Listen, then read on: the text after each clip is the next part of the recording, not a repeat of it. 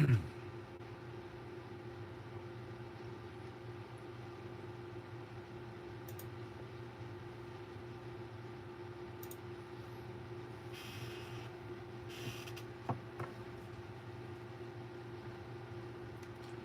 Chip, how you doing?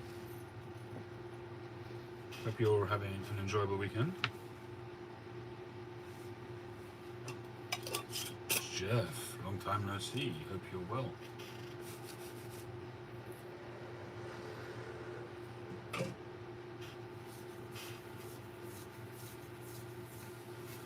Tony from Rhode Island. Haven't seen you in a while either. Hope you're well.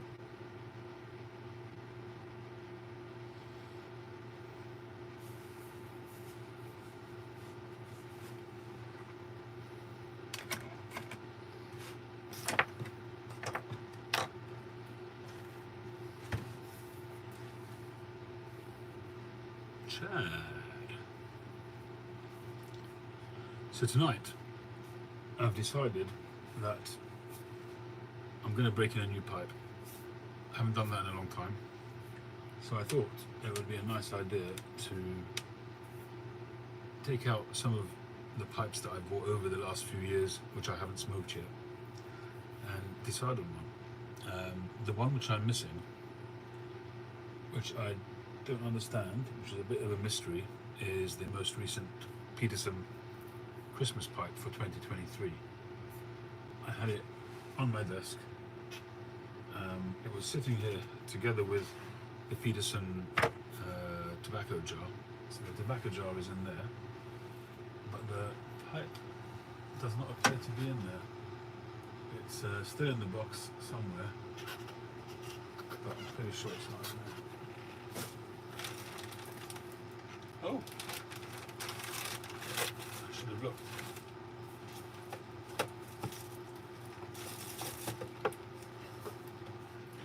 I should have looked inside a container. Right, that one's there too. Perfect. That makes me very happy.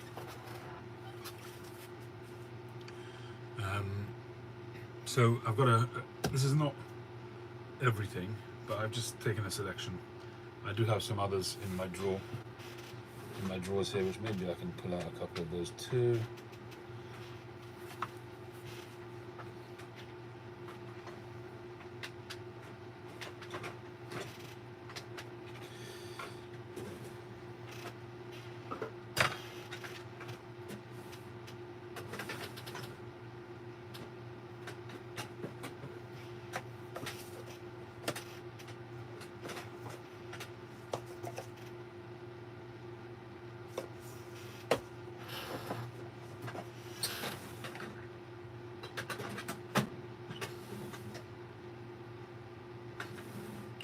I think we've got enough. Excuse my attire, it's my working shirt, so it's dirty and greasy. Apologies.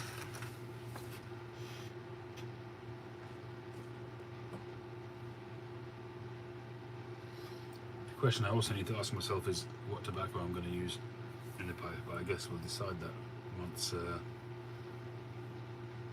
we decide on a pipe. Before I do that, I want to show you the Harley-Davidson the Harley-Davidson pipe. So this is a pipe I've been working on for a while. It actually went away to the engravers to have some engravings put on it. I still have quite a bit of work to do on it, but I thought I'd give you a kind of an update on how it's doing. So here it is. Let me just put that on there. Alright, so this is the Harley-Davidson pipe. So these represent the petrol tanks. Hey Todd. And this little engraving, let me just put some light.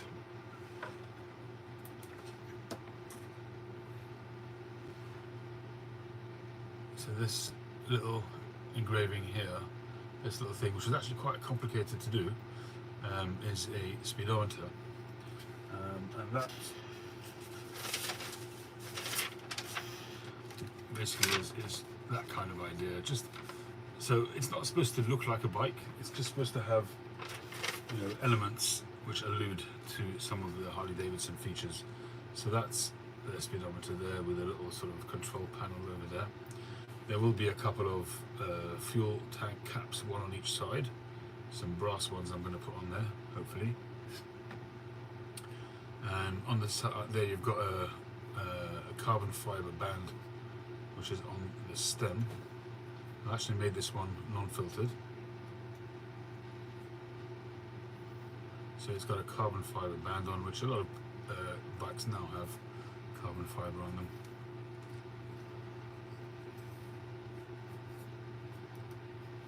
So you've got an engraving there on the side, the Harley-Davidson wings. And then you have the main engraving on the front. These two sides, these two wings will come in a bit because they're too wide. But I wanted, I mean, the guy said he could stretch them, but I wanted it to be proportional. I wanted the emblem to be proportional. So that's going to be over there when it's finished. So I'm going to sand that down. It's a plateau top. So like I say, it's not supposed to look like a bike, but just have elements. It's got the wings on both sides.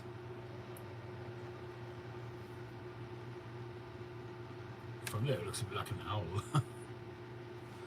Yeah, it's got some various, from different angles it looks like different things, but the idea is to have elements of a Harley-Davidson on it. So I think it's pretty cool. I think it'll look a little bit more normal once these are taken down.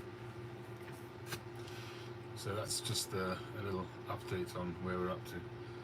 This will have, probably will have a little surround on it, like a silver surround on it, as you might expect on a speedometer.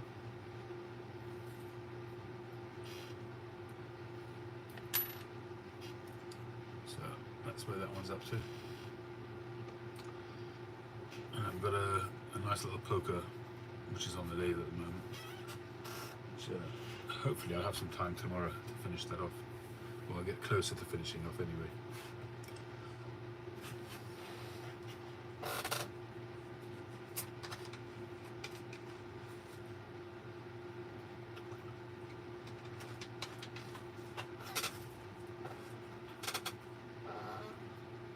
I was also very fortunate to get some more of these Toscanello Rossos, which a good friend of mine and a customer dropped off on Friday,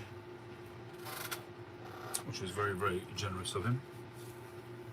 So if you happen to be watching it, thank you very much once again, very kind. So tonight, as I said before, I want to break in a new pipe. I've taken out a selection of pipes which I have sitting waiting to be broken in. Some of them which I'll break in, some of them probably will never get smoked by me, but we'll see. We'll get into that when we go through each pipe. So this one, you can see actually it's got a little Christmassy kind of theme going on. This is a pipe which, I have shown this before, this is a pipe which was done in a carver's exchange, like a, what do you call it when you give presents which you don't know they're from? Can't remember. Somebody?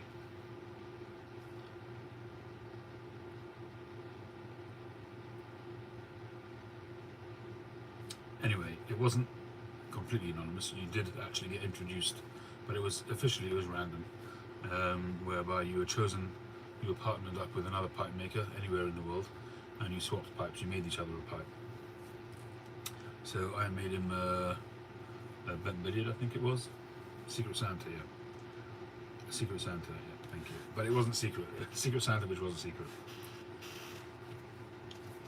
Check out the beard. Chad, I'm coming for you. Not quite there, but we're coming for you, Chad. Hey, Hillbilly. So this one is a panelled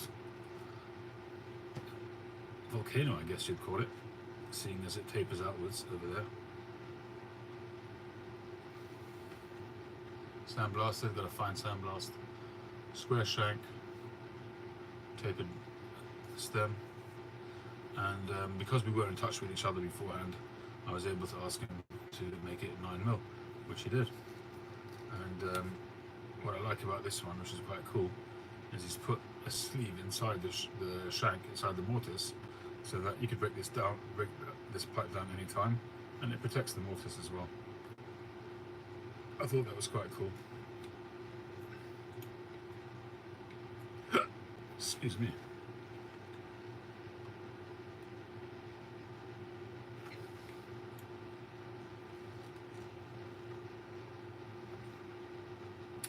But a very well made pipe.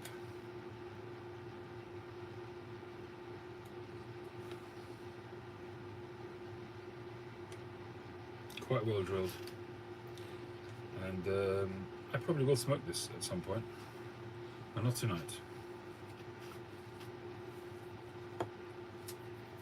Another pipe which I've not yet smoked, this is a Northern Briars, and I've been a big fan of Northern Briars for a long time. I still am, and I'm still waiting for a commissioned Northern Briars, which is in the works, which I hope I'll get soon.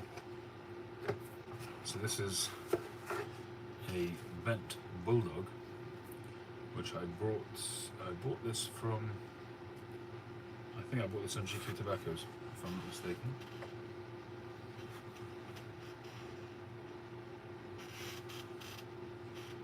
I think the only other Bulldog that I use at the moment is the Chacom, the Pipe Club of London's Pipe of the Year from 2022, I think, or 2021 maybe.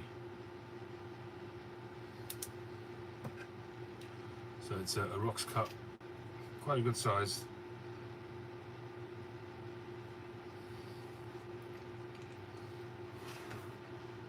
Classic, good draw, English, really classic English shape.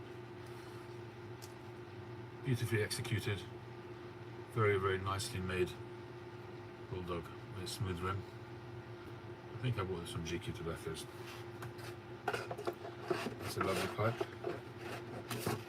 So that's a contender for tonight.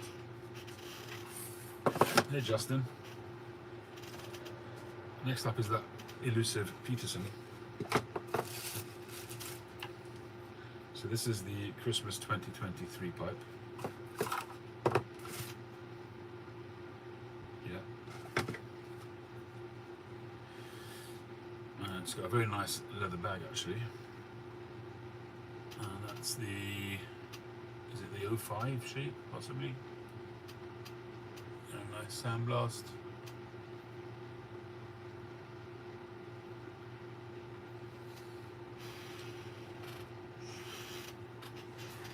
Nice, classic Santa. I look like Santa now, don't I? Never mind Secret Santa. Yeah, so this one may have an issue with the draw because the draft hole is way high in the mortise. But it might be fine. It's really hard to tell. It might just be fine. The drill in the bowl is fine. So that could be just fine. A lot of pipes I've had which I thought wouldn't smoke well because the bowl was drilled too high, but the draft hole, but actually smoked just fine.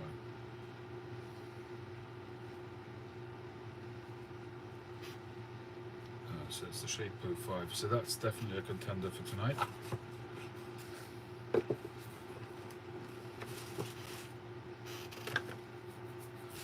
And we have a Barling, which I bought a good while back now, also from GQ Tobaccos. So Barling has kind of got reissued. I forget which company owns Barling now.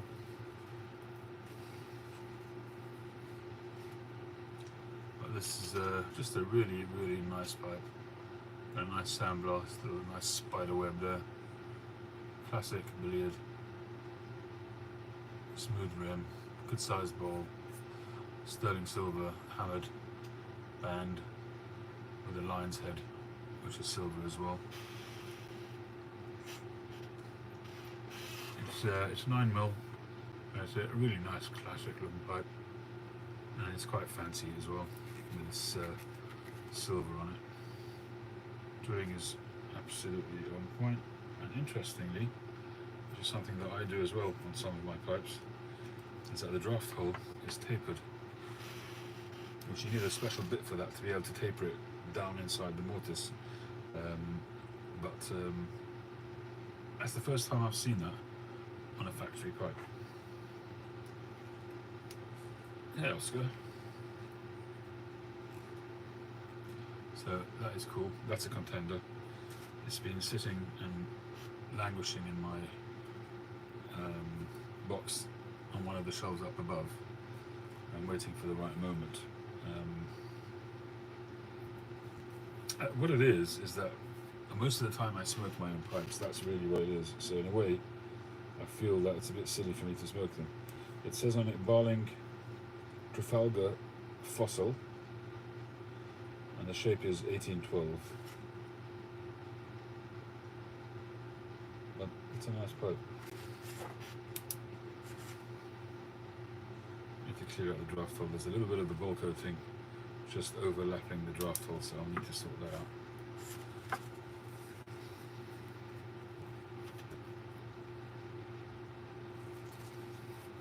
It's getting there, Justin. It's getting there. It's not quite done yet, but it's getting there.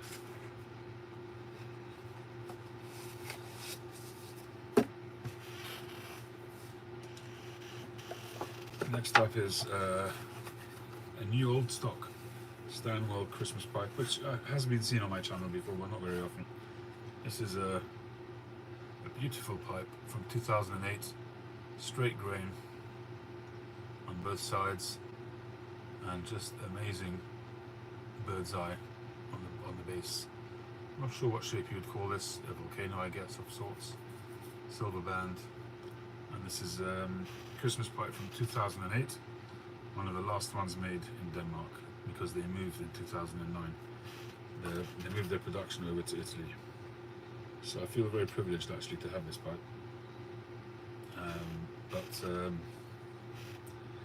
It may one day end up being offered up for sale to fund something or other. Maybe the next daughter to get married, who knows? God knows I'll need money for that.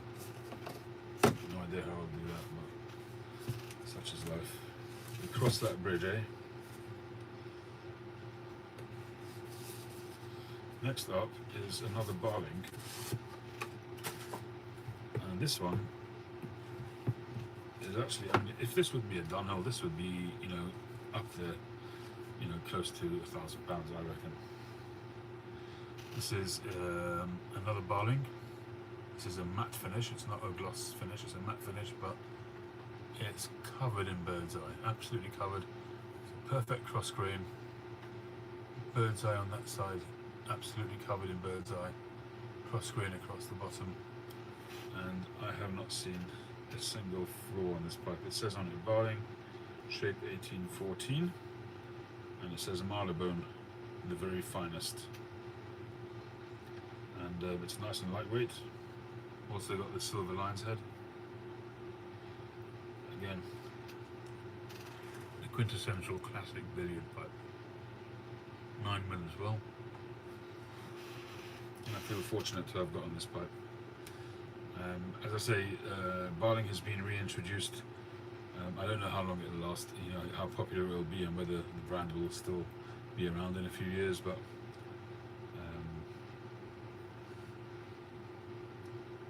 I think I will be keeping both of these Barling pipes. They're really, really great pipes. And price-wise, I think they weren't a fortune. I think they were around the £100 mark. For that kind of quality, I think it's a bargain. Hey Patrick. Next up is a Vulcan pipe, which is made by Paranelli. I've had a few Vulcan pipes in the past. This one is a stubby with, again, really nice grain, stubby Rhodesian. Very, very nice grain. Bird's eye on the base. And this one says Vulcan Pocket, made in Italy.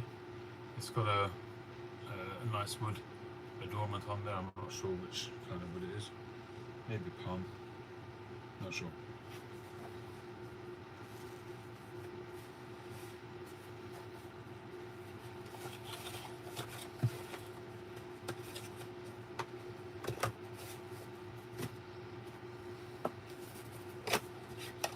think this is the Pipe Club of London 50th anniversary, so this was a very special pipe. There's actually somewhere a tamper that goes with it, which I haven't got to hand. Or maybe I do.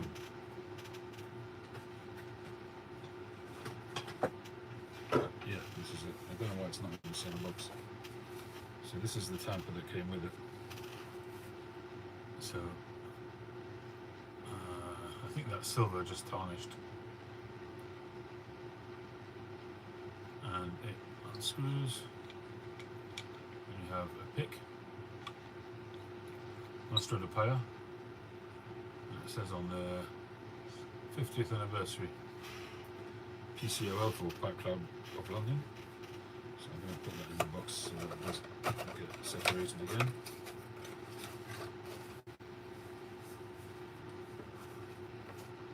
So this is the 50th anniversary Pipe Club of London. An apple, bent apple,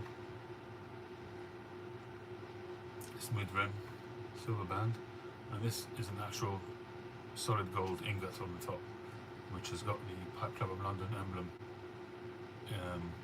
debossed on it, which is gold for the 50th anniversary. And you can see that's gold because it hasn't tarnished, whereas the silver has. And it says on it, Pipe Club of London, 1970 to 2020, 50th anniversary. So that's a very special pipe. It says on it, Unica, made in Italy, fatta a mano, handmade. Yeah, that's a really cool pipe. It's a nice pipe to have in a collection. It's a special piece. And next up is another Pipe Club of London pipe. This is by Vaughan. Very, very interesting shape. Look at that. Isn't that cool? Nice sandblast on this one too. Like a Mad Hatter kind of shape. It's a poker, bent poker. Very comfortable to hold. Once again, it says on it, Pipe Club of London 2022. And it's got a silver band on it. And of course, 9mm. Drilling on this one is also high, but it's not as bad as the Peterson.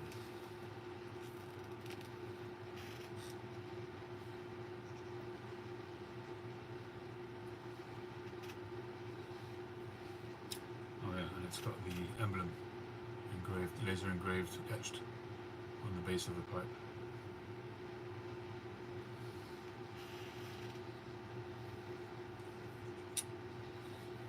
So that's also a very nice piece.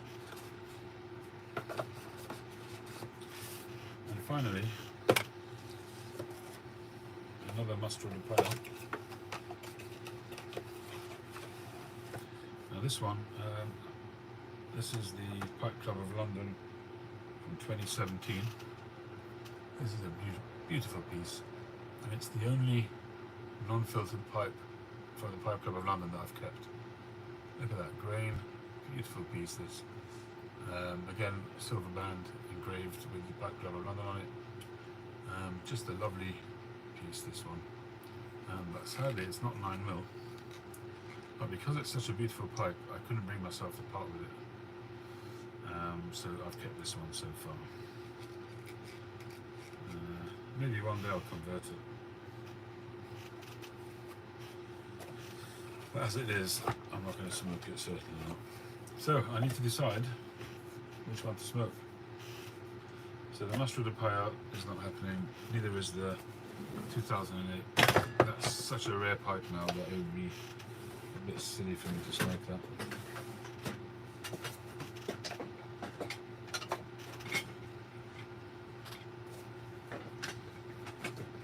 Being that it's unsmoked at the moment.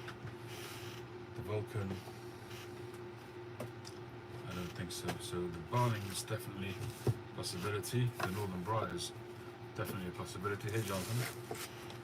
The Vaughan, I don't think so. And the Peterson's a possibility.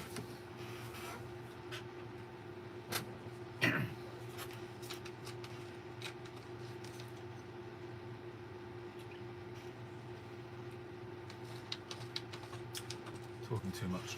My mouth is drying up. So we have. I should have left them out, shouldn't I?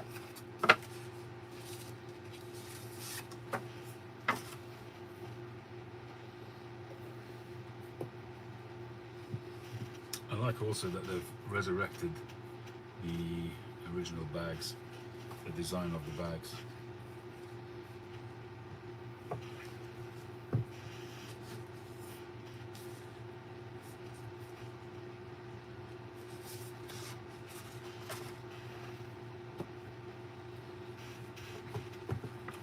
I don't think any of these are going to be super valuable in the future.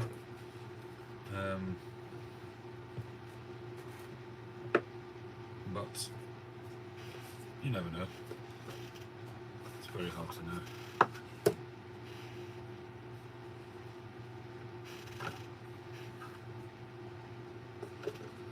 Well, my wife's in bed, so I can't ask her, but good idea, Justin. I mean, just ask her the number without showing her the pipes. That's an interesting way of doing things. Ciao, Sandro. How are you? Amico mio.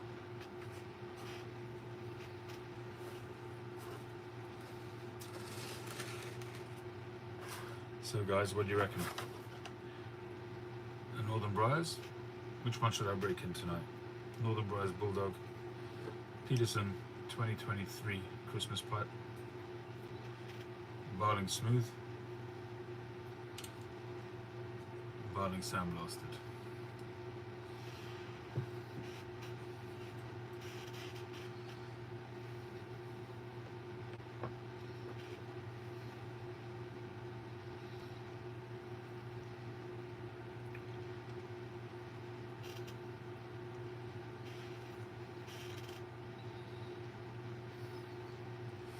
I'm ruling out the Northern Briars. A little bit too bulky for me right now with my current tastes, so I'm going to put that aside.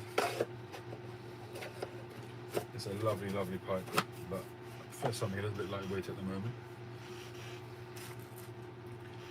So we have the two Barlings and the Christmas. Barling Smooth for Sandro.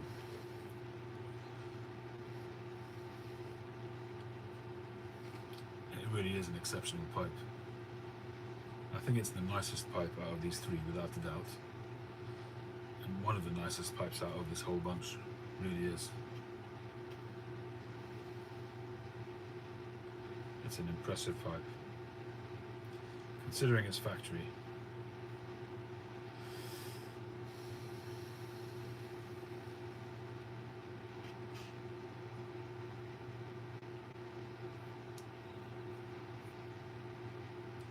I mean, it's near flawless. You're always going to get the little pinpricks, you know, the little black dots, but it's an astonishing piece of briar considering what I paid for it. This would be a 4-star without a doubt in any of my pipes if I had made this pipe, and I'd be wanting close to £300 for this pipe. And I think I paid a third of that for this, maybe £110, £120 maybe.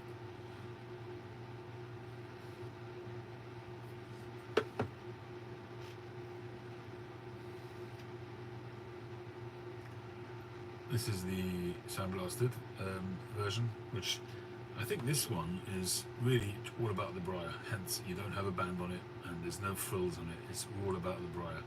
It's classic. Anyways, this one, it's sandblasted, it's got a nice blast on it, but it does have the additional bling on it, which is nice, I do like that. Guilty as charged. And then we have, again, the Peterson. I don't smoke a whole lot of Petersons. I have, as you know, the Dracula pot, which I smoke a lot. I smoke vanilla roll cake in this one. It's got quite a cake in there already. Get it? Cake, vanilla roll cake? No, but seriously, I use this a lot. And the other one is the Lestrade, which I smoke from time to time.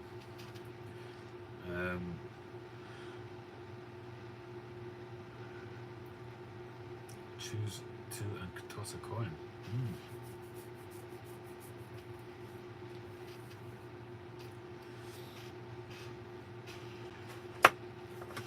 Actually, I'm going to have a quick look on GQ and see if they still do these bargains.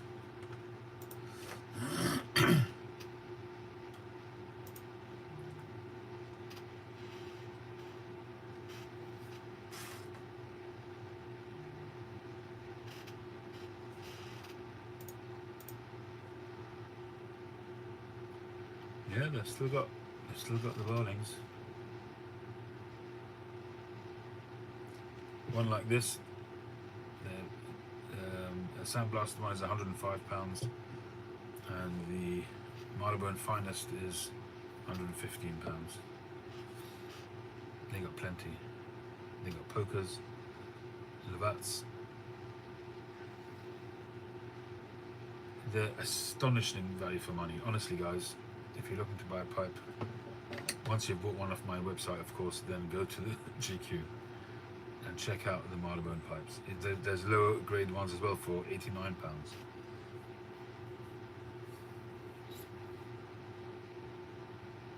I think they're astonishing value for money, really.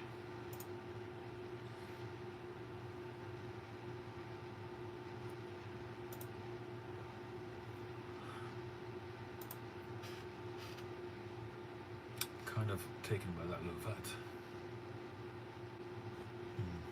Well, I'm not in the money now, so I'm not buying any pipes right now. But I tell you what, there's another billiard there, like this, with also a very, very nice grain on it. Check him out.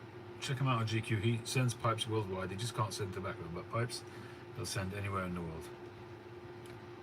And look up the Barling pipes. Well worth it. It's got a good selection. I think they're all 9mm. I think they're just made by default 9mm, and then you can put an adapter in if you want. Quite a wide range of shapes as well. Shapes and finishes.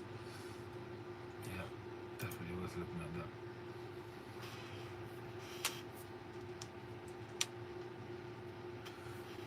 that. I'm not entirely sure. I think they're still made here.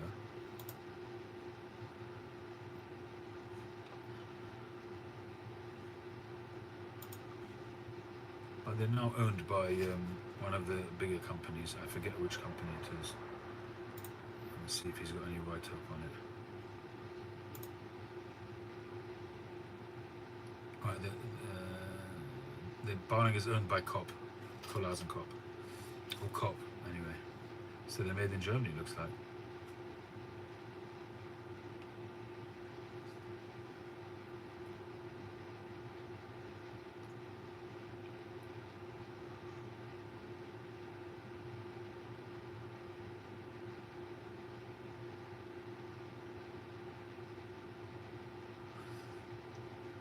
So apparently the lion's head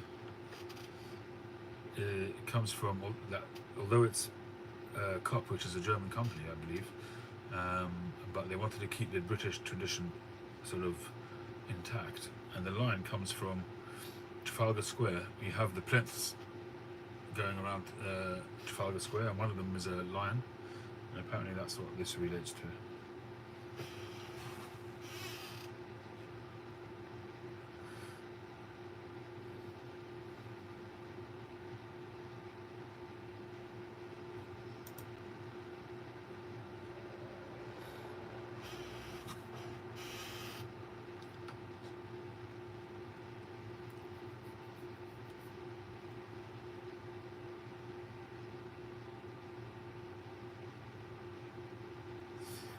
I'm leaning towards the Peterson simply because it's bent and the other two are straight, and although the other two I think are better pipes, but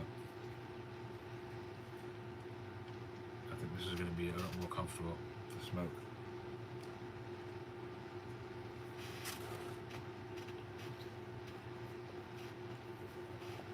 So there go I, by the grace of God. I think they've chosen.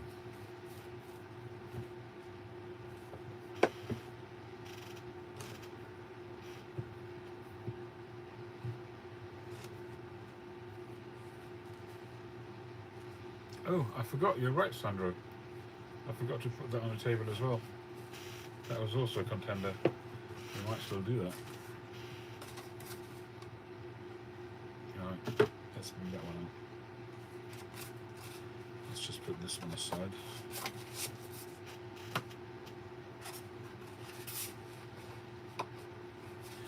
Thank you for reminding me, Sandro. I actually have it right here, so it's on hand. So this is it's just been released, the Pipe Club of London 2024 pipe. It's not even 24. So I've done a video of this, so you may have seen it. It comes in a beautiful suede, velvety kind of box, very, very nice. With a similar kind of material, a cream coloured sock.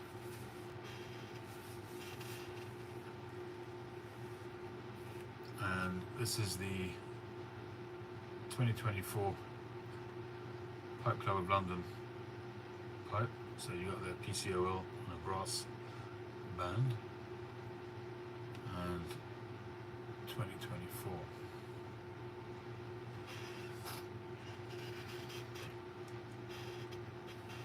And also it's very comfortable. It's quite a bit heavier than that though.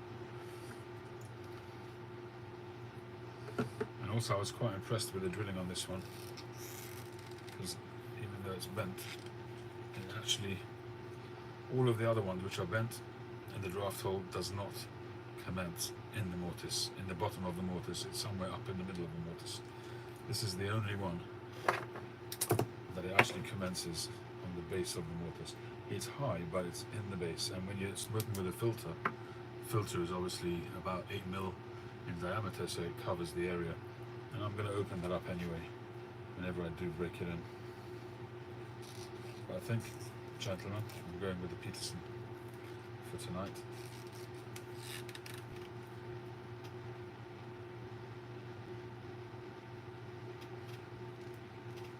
Hey John, I hope you'll be able to get one, because they generally order what they've got pre-orders for, so I think you'll be lucky to get one. Hopefully he'll have one or two spare. I've actually asked him for a second one if he's got spare ones, so let's hope that you do manage to get one.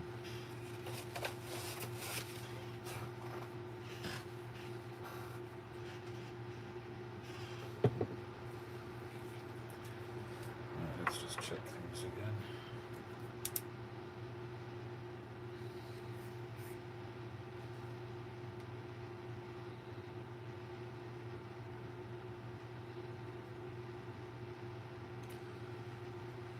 I don't know if you can see this, but it's kind of got shiny bits in there.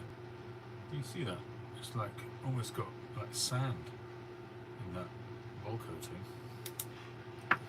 It's like almost, you know, when you buy stuff which is non-slip, it's got this coating on it, this like sandy coating on it. That's what that looks like.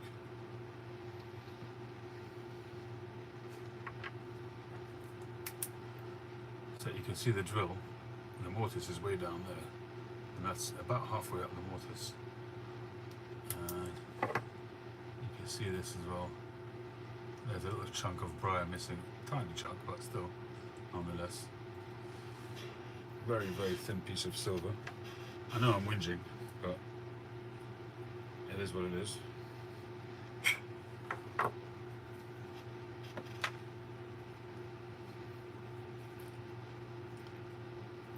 Ah, so then you're good. Then it sounds like you're good, John.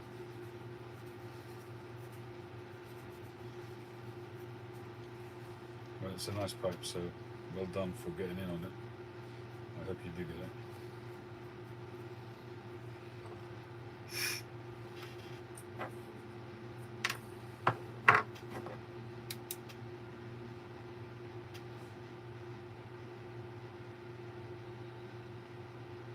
The inside of this tenon is filthy. I think it's glue, that's the only problem, which makes me a little bit nervous.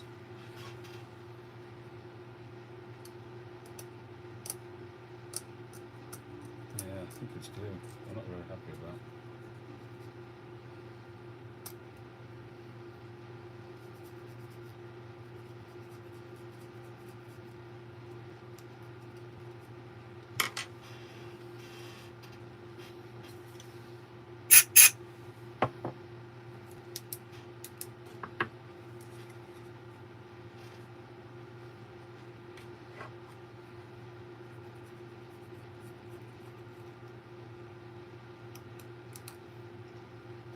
I mean, glue which is fully dried is not dangerous. As far as I know, it becomes inert, but still, it's just not nice.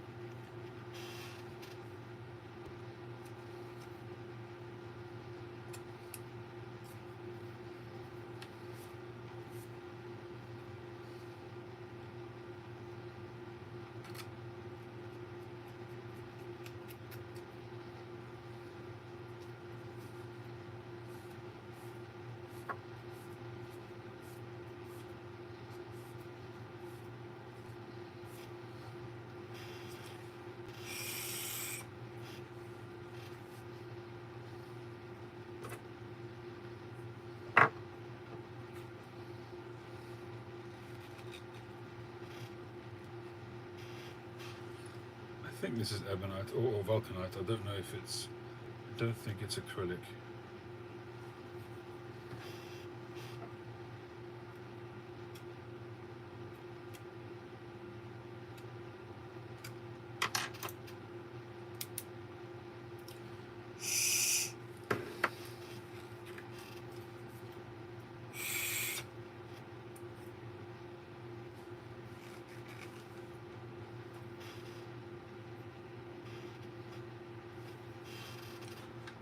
Hi, Adam.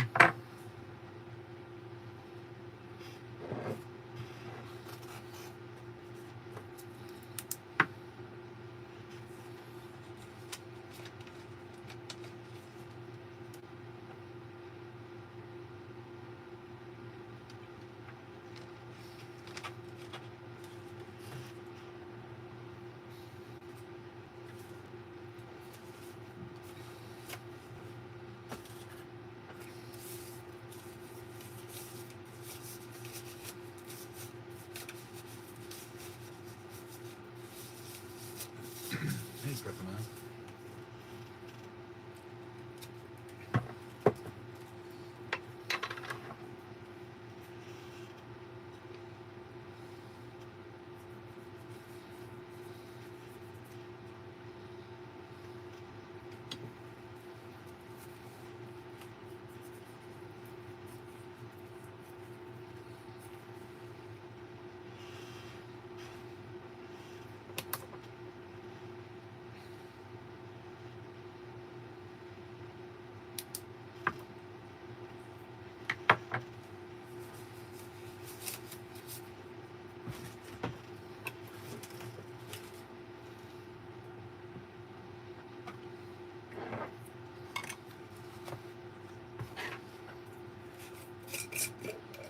King Charles.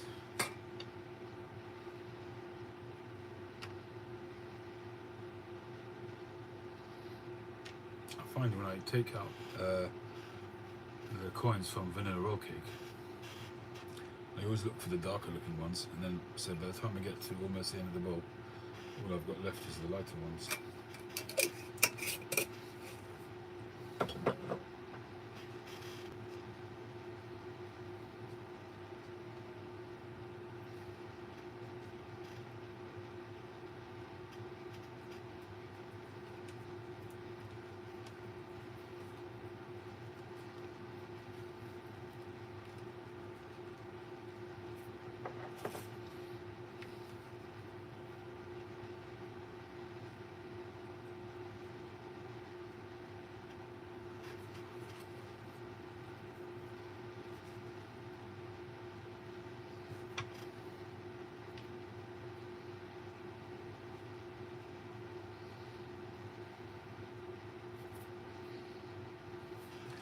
When I put honey inside the bowl, I do that for mainly for one reason, which is to speed up the cake build up. But although this is pre-coated anyway, so it's not a big issue. But it's something I just do whenever I start a new pipe, and it also helps just to create a barrier. I don't like the taste of fresh burning briar, which again the pre-coating should help with that. But I just do it as a form of habit. But another, I believe, is a byproduct, a by benefit, is that if you get a little bit of honey around the edges, that caramelizes as you smoke the pipe when you put your lighter to it, and it protects the rim of the bowl, because once that caramelizes, it becomes like a hard coating, and rather than burning the rim, you're burning the honey. And don't remove that, leave that honey there. It's only at one time, whenever you decide you want to refurbish the pipe, maybe you want to sell it or move it on, you clean that all down, your original briar should still be there.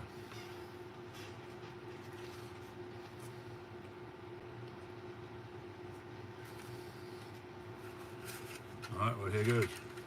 Maiden voyage.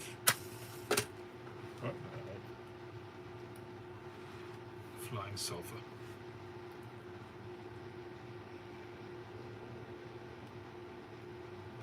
It's an estate pipe.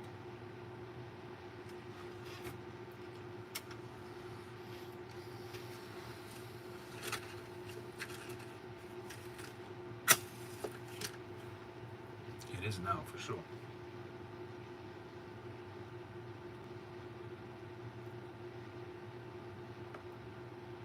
Despite my misgivings about the drilling, the draw is perfectly fine.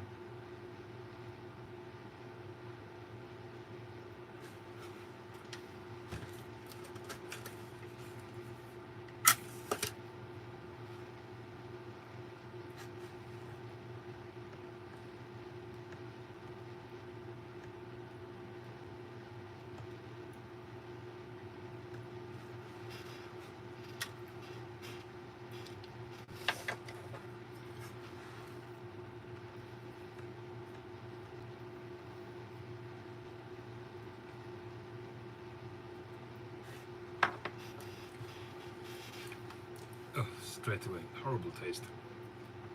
It's disgusting, honestly.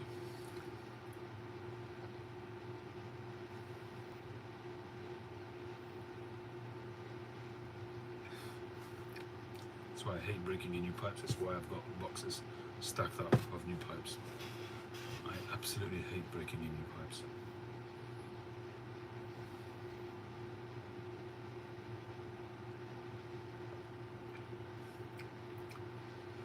They smoke hot. They bite your tongue even with a filter. Ugh.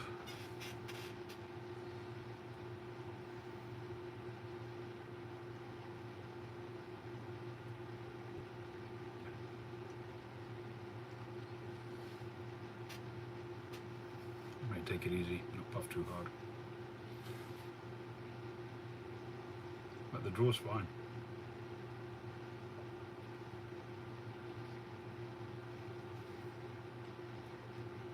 A regular fishtail as opposed to pea-lip. I don't buy pea-lips.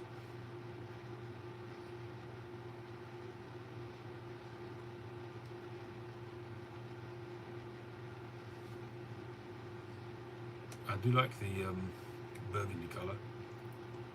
I guess that's the Christmassy element of it, I guess.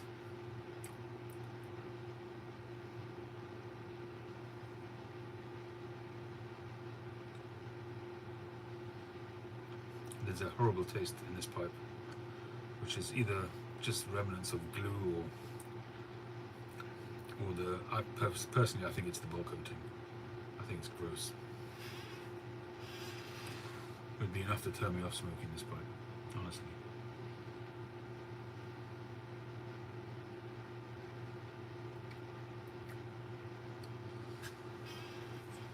Really off-putting.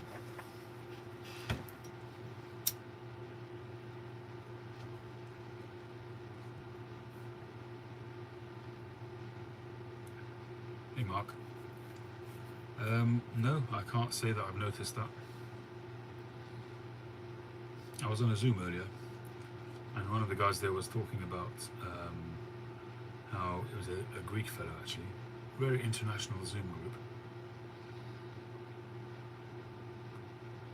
and he was saying that he finds that when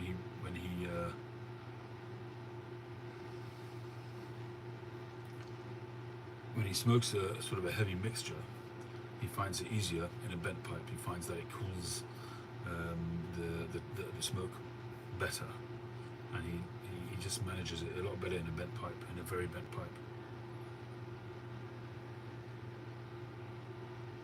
And I said to him that I doubt that it's the fact that it's bent.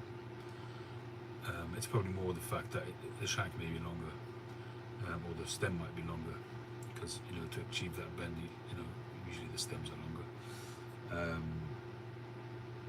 rather than the fact that it's bent. And I asked him if he made a comparison between his pipes and measured the length against the length of straight pipes, you might find just that the straight pipes are a lot shorter, which is often the case.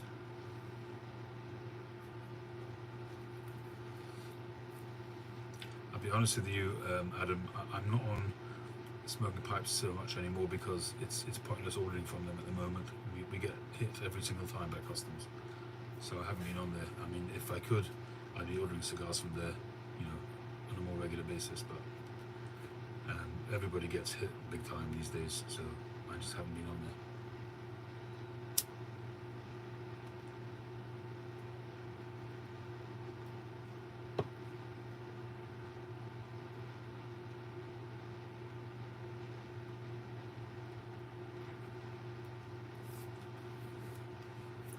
I'll be honest with you, in terms of breaking in pipes, I prefer breaking in a non-coated pipe. The whole point of having a coated pipe is so that there should be less of a break-in period, but or at least less of a period to have a build-up of cake, because it's essentially there with the coating. But to be honest, I much prefer breaking in a naked pipe with no bowl coating at all. I much prefer that. It just gets to the bottom of the matter straight away, and it kind of, when you break in sometimes a pre-coated pipe, sometimes it will be a very neutral tasting coating, but after a while, once you start to burn through that, you start to taste the briar maybe 5 bowls down, whereas with a naked bowl, you're tasting the briar and you're getting through that immediately, and then every bowl from then on it improves steadily as you break in the pipe. But sometimes with a pre-coated pipe, I find that actually you're extending the break-in period, which is why I actually much prefer a naked bowl. It's just my own theory. I mean, I've not heard anybody else say that. It's just based on my own experience. I can't say for sure that it's true. It's not, it's not gospel.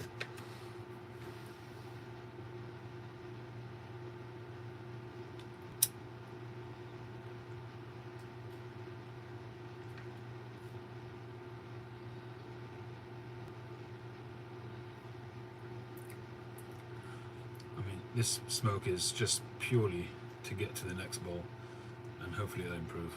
It's disgusting, honestly. I say that without a shred of exaggeration. My tongue is burning, and it tastes disgusting. I especially put vanilla roll cake in there, so that the flavour should overpower any nasty flavours in there, but it's not working. It's really, really horrible.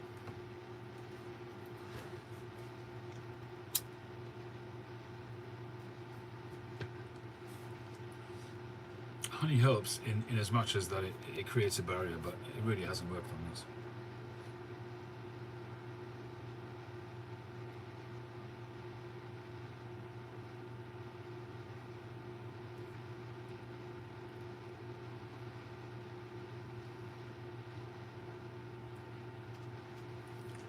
That logic really works only if you've got a bowl coating that's, sometimes you can get bowl coatings which are fine, especially from carvers, from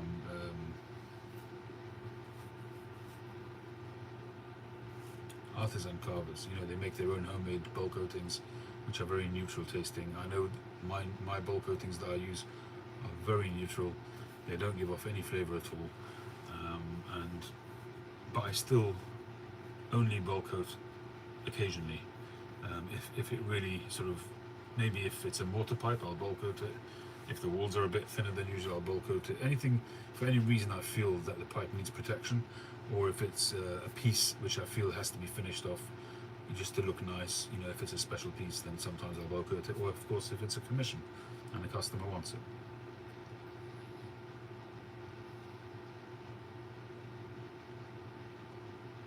Yeah, there are kleine Mann. I don't put a bowl coating on unless it's asked for, generally speaking, besides for the situations like I just mentioned. a small sip of whiskey. Oh, that's an idea. And I'm not a big whiskey drinker, but I don't mind. I keep some just in case.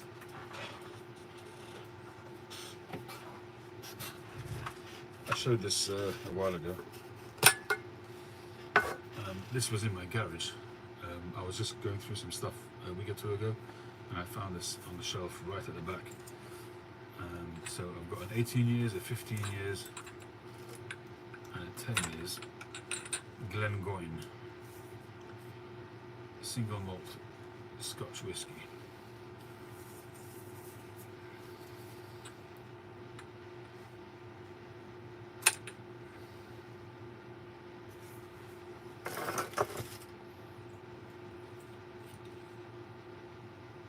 Now, if I remember correctly, last time I had this, and it really blew my mouth away. I think this was the 18, which is what I want really, I guess.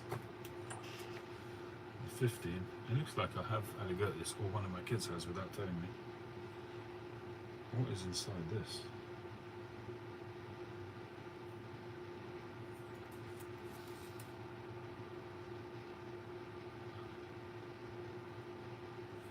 There's lots of little bits. Look at that. Where would that come from? Little bits inside there. It's full of little bits. It's almost like a cork has dropped into it or something, but there's no cork. Unless somebody's drunk out of it with a dirty mouth. Maybe that was somebody, was me. That one's clear. And that one's clear. 10 years. Let's try the 10 years.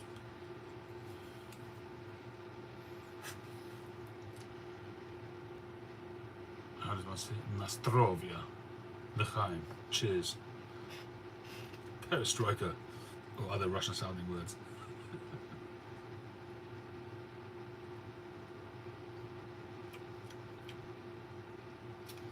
Oh, so that is very nice. Ooh, I do like that. The other one didn't taste like this.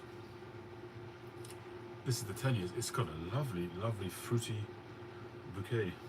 That is lovely.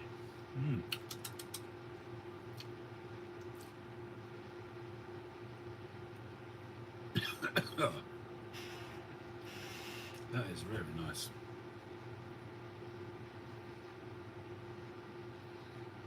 There's a bit of something at the bottom there as well.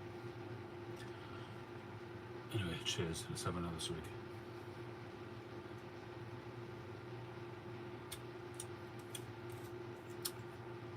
Oh, that warms the cockles, to be sure.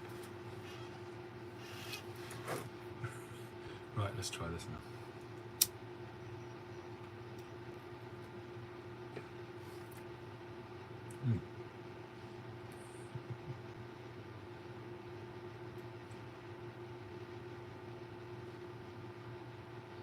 Slappy.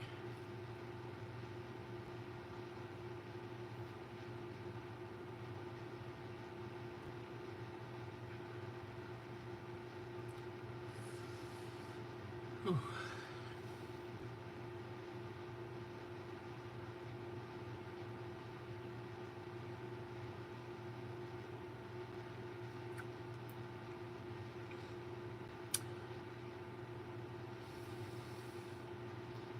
I tell you what, Sandro,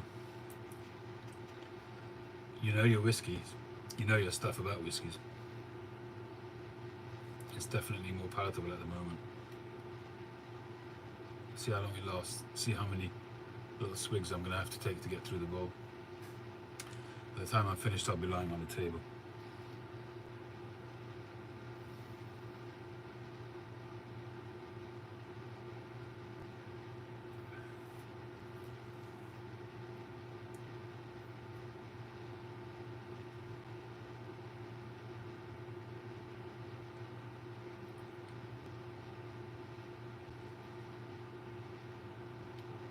I'm not exaggerating, it is a bit better.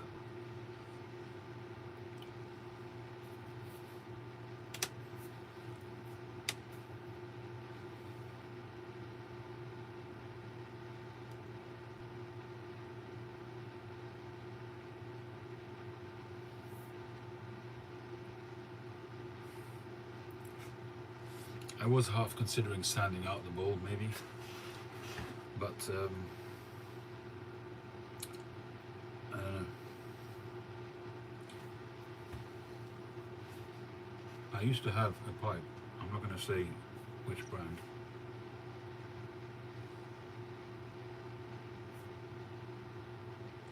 and whatever I smoked in it, I couldn't get a good smoke out of it. It always had this bitter flavour.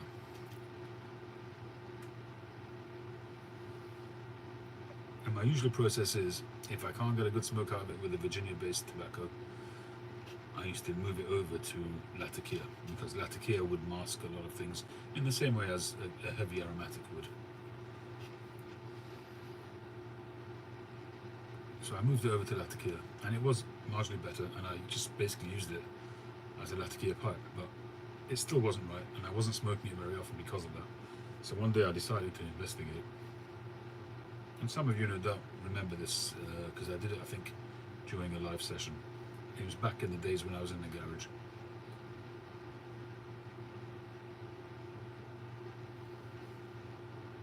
I ended up cutting the shank and finding a little bit of just a pit inside there, full of dirt essentially. I kept on cutting slices and slices of the shank until eventually it went all the way to the junction, and it opened up into a massive pit full of, basically it could have been a bug or a slug or something in there, or just dirt, but it's no surprise that the thing tasted disgusting. So sometimes when I've got a pipe, and that was a pipe which was one of my favorite pipes shape-wise, it was a Danish pipe, and it was a perfect brandy kind of shaped apple, and I used that when I first started making pipes. That was one of my muses for shaping, and I was so angry at the time, I just cut it into pieces and threw it away. I still have a stem somewhere, but I was very upset at the time, because it was one of my early favourite pipe makers, and I was very upset about it because that was clearly something that was seen. It was covered over, and that really bothered me a lot at the time, I will say that. You may not have seen the extent of it, because I had to cut into it to see it, but certainly the beginnings of it would have been seen, because I must have seen it, otherwise I wouldn't have cut into it.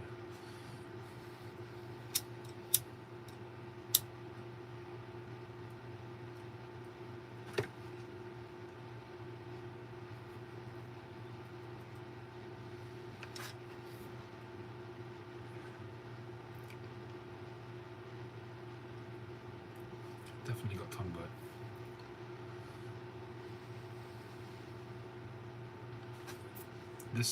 The finish on this stem is actually quite dull. Could do with a decent polish, to be honest. Either that or it's already oxidizing.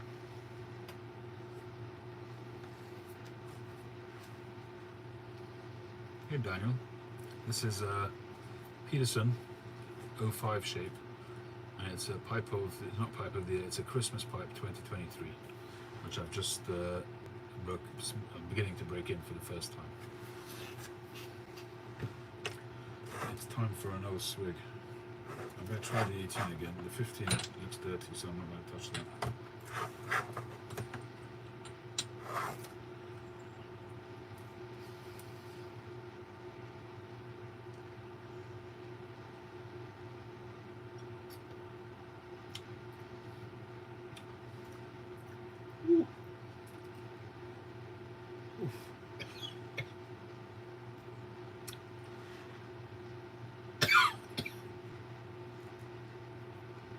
This is fire.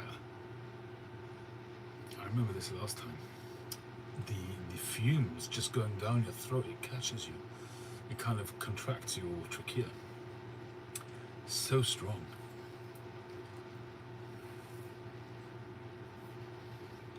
Oh, enjoy your tequila.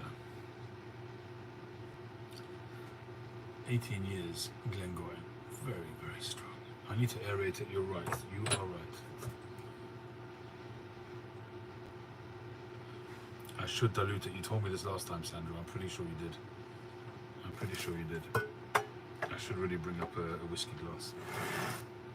I have to remember that last time. I don't drink alcohol as a rule when I smoke, to be honest. But with this pipe, I'm making an exception. L'chaim, thank you, Dan. Shavua Tov and l'chaim.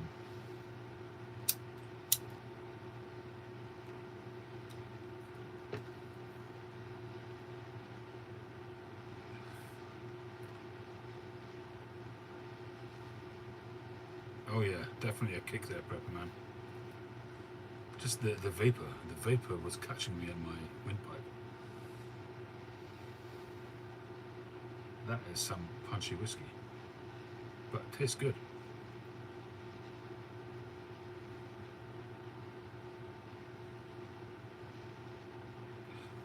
Adam, sorry. Cigar question. In my Tupperware, I leave cigars on a plastic wrap, as I've seen others do. But I'm thinking of getting an actual humidor. Should I unwrap them? It depends on what you're planning on doing.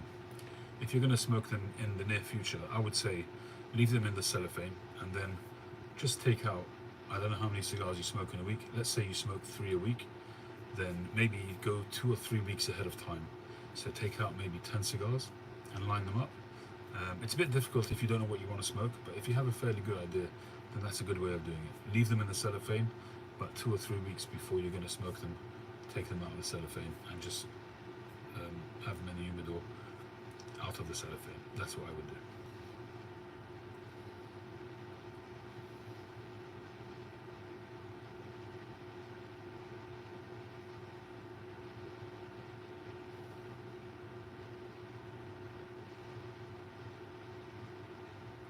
And I would say as well that before you smoke it, on the day that you smoke it, take it out, take the cap off, and let it sit for a couple of hours, maybe 2 or 3 hours even. So generally speaking, our humidors tend to be quite humid. If you're having it around 70, it depends. If you're really finicky about controlling it and you've got it down to 67 or something like that, then fine. But if you're around the 70 mark, 69, something like that, take the cap off so it can breathe, both ends, and let it sit.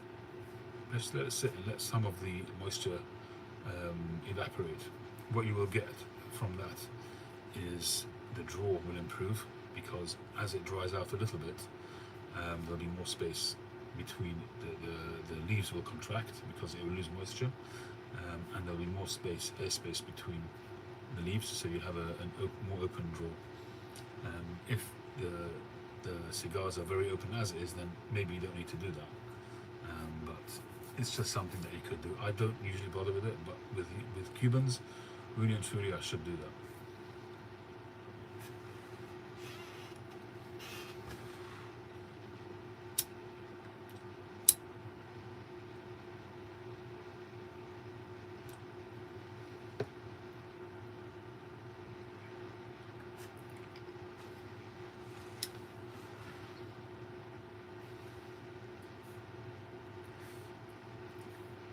Well, there's certainly a big difference, Daniel, in the drilling of the pipe, but to be honest with you,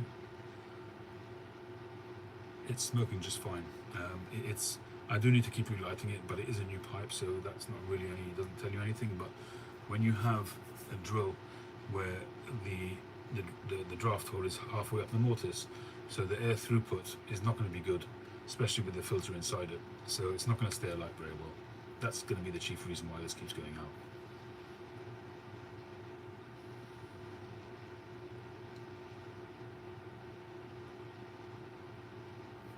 As you get down the ball, it's less of an issue, just because of the way it's lined up gravity-wise, but certainly the first half of the ball you'll find is more difficult than the second half.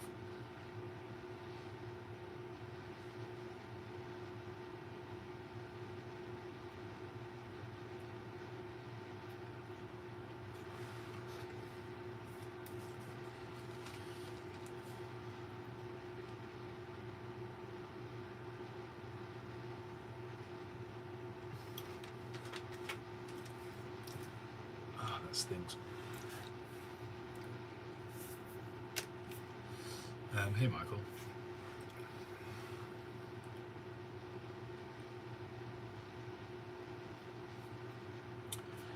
Can you re-drill it? Not really. And you can try and improve it, but you can't re-drill it.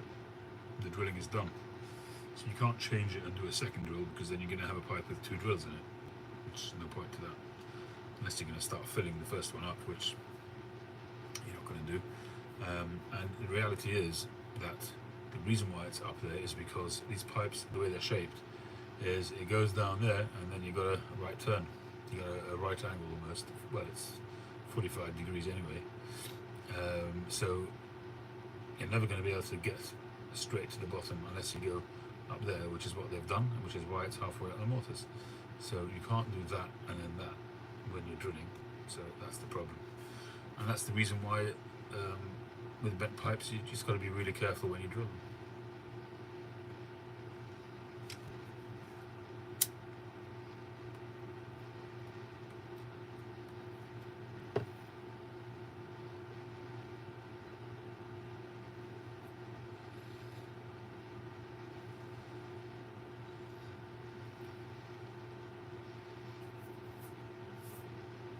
It's very comfortable to clench, I will say that. And the draw is okay. It's not ideal, but it's okay. But it's keeping it alight that's going to be the issue. And until it's broken in, to keep it alight you have to keep puffing it, and which means while this is a new pipe, it's going to burn my tongue. New pipes tend to burn my tongue even with a filter.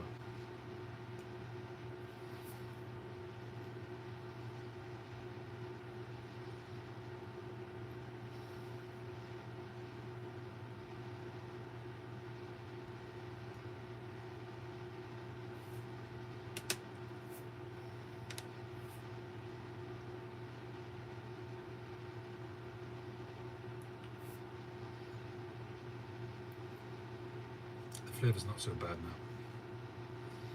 Either that or I'm slightly inebriated. That's unlikely, I've only had a tiny bit. I've only had a wee bit, you know. Just a wee bit.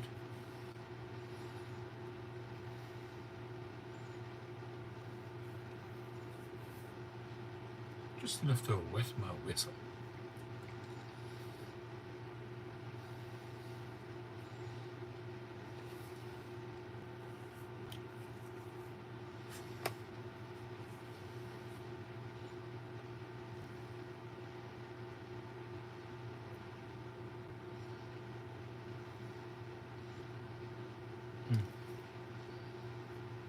I will say this, if you've got a straight Peterson, you're going to have a great pipe.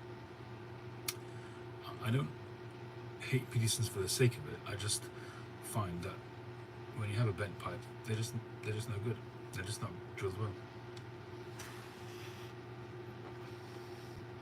I have the Dracula pot, and it smokes beautiful. It's a lovely pipe. I've got no issues with it at all. I smoke it on a regular basis.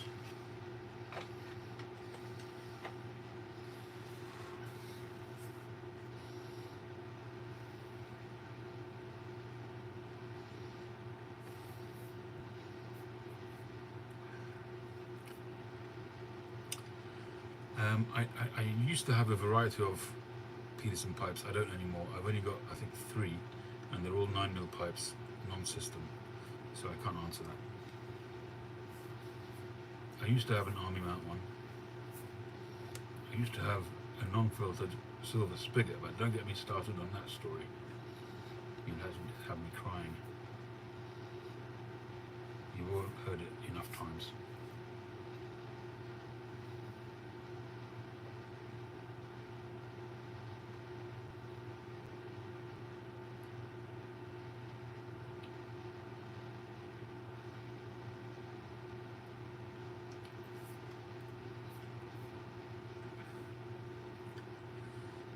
Well, if it's a military mount, then you're not going to have issues with the drilling really, because it's just going to be straight down.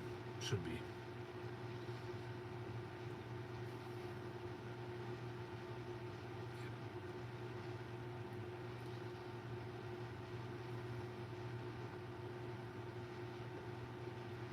Yeah, I mean, if it's unfiltered, it's less of a problem.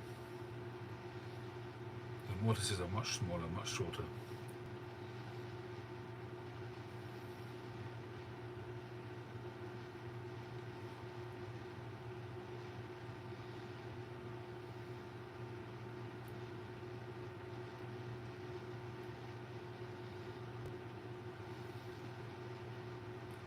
the way I see it is that Peterson, when they drill 9mm pipes, they drill them as if they're system pipes.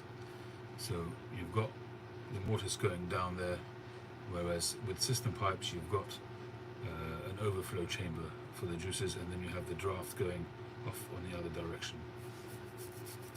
And I believe they kind of treat it the same way. So you've got the mortise continuing down with the draft hole going like that, but it's going off really high, so it's really high in the mortise, but you've got a filter in there in the way which is blocking it off, so it does affect the draw. So when you draw through the filter, you're pulling the smoke down, and it will go through the filter, but some of it will definitely go around the filter. But it's just not, filters are not designed to work that way. Filters are designed to be that the opening of the stem is on the top of the filter, and the opening of the bowl is, or the drill of the draft is also at the bottom of the filter. If it's up there halfway up, it's not doing the job properly.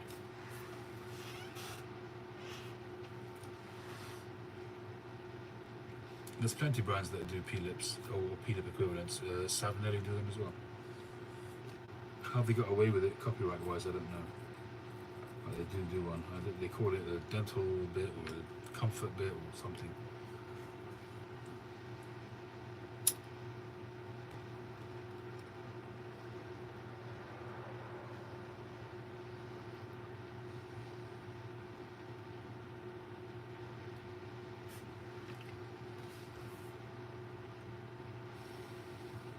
My most recent LCS is this is a commissioned pipe.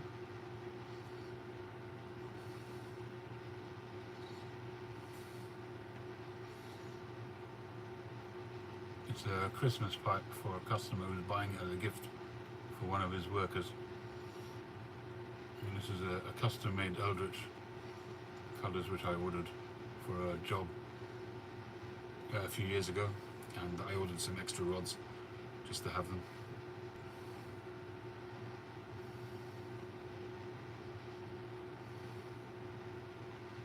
Plateau.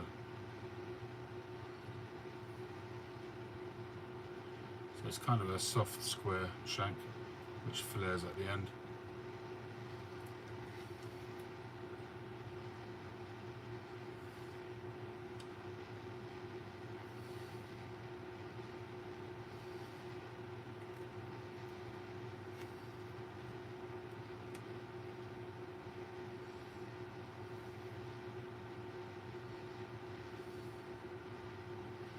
Yeah, it's kind of a strawberry acorn type thing.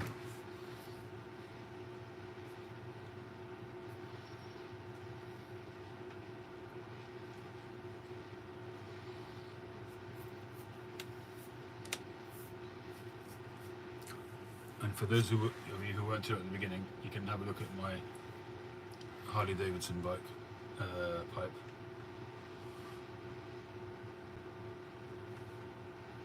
So there you've got the petrol tanks.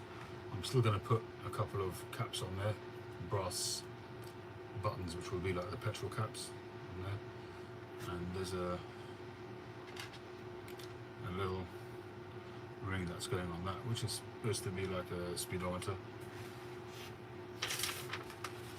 which basically comes from, this is a Harley bike, and that's the speedometer thing there.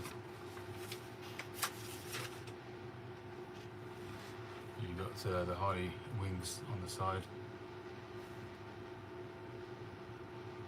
on both sides.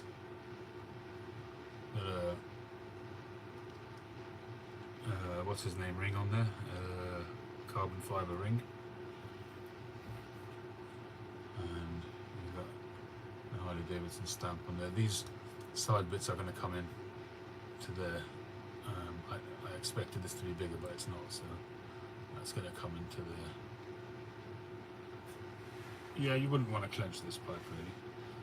It's just it's a piece. It's not meant to be your daily smoke really.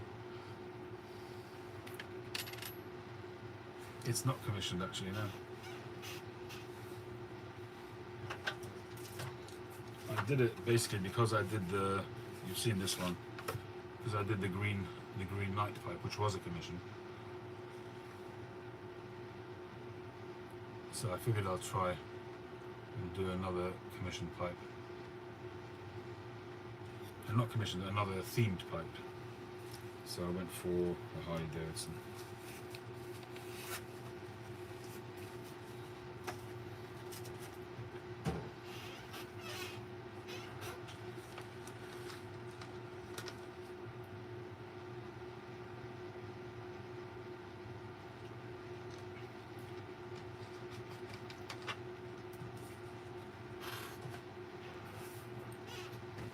I was on a Zoom earlier on, and people were concerned that I might be having issues with copyright and things like that, but hopefully it'll be alright.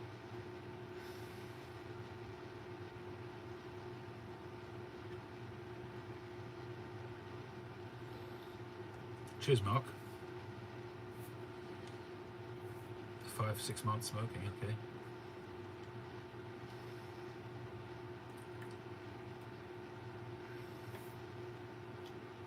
Hey Phil, thank you. Hanukkah is starting Thursday night, all being well, this coming Thursday night.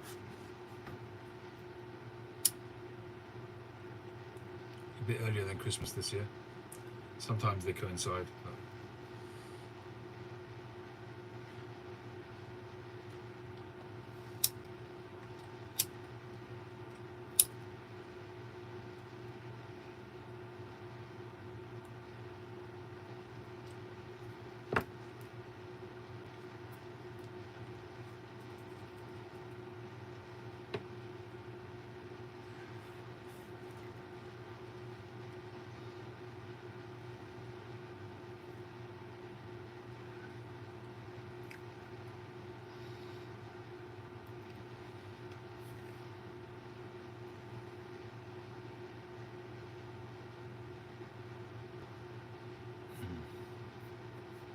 it's biting me tongue, good and proper.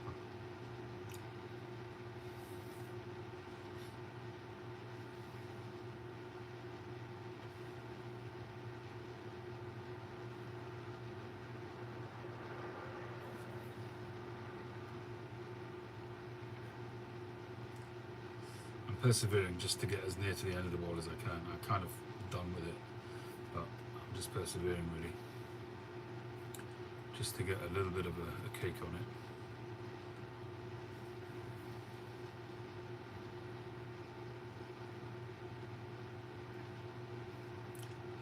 Yeah, maybe, Daniel. It's also getting very hot, but that's also to be expected with a new pipe.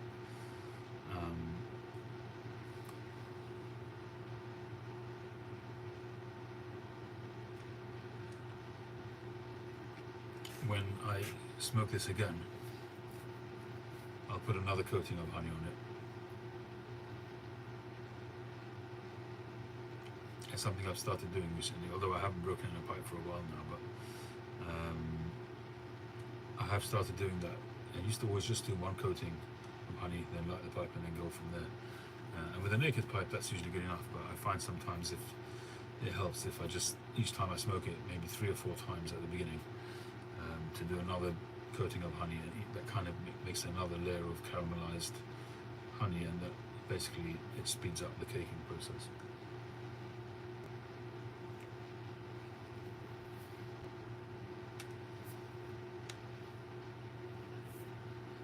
The one thing I will say for Peterson's is that they make the most classic shapes. You know, what people consider to be pipe shapes, like Sherlock Holmes type shapes.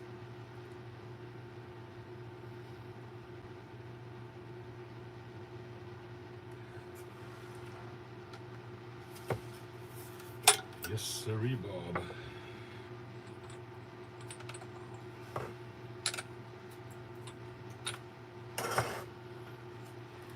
I might actually get myself a bottle of this. Is this expensive stuff, the Glengrine?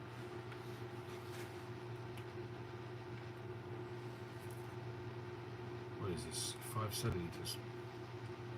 I think people just glug this down in one shot. I'm just taking tiny sips.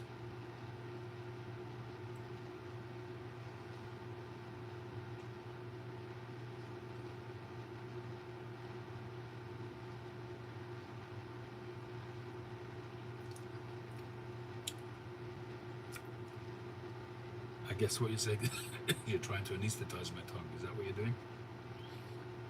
Cheers. Whew.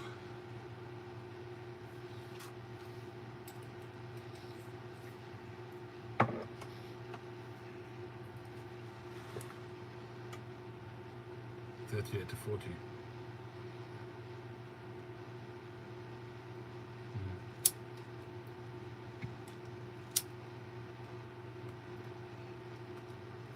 I suppose I should be careful when I light it up. Don't want my tongue going on fire.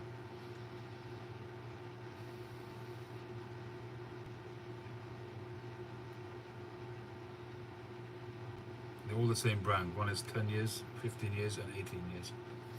The 18 years is fire. It's dynamite.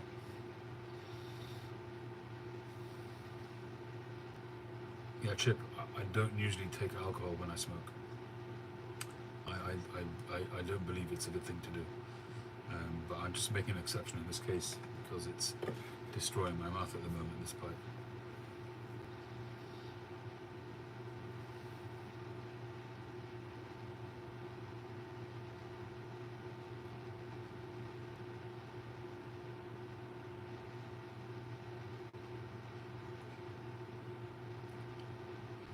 You'll coat your tobacco with a spirit of choice. Yeah, I've heard of people doing that.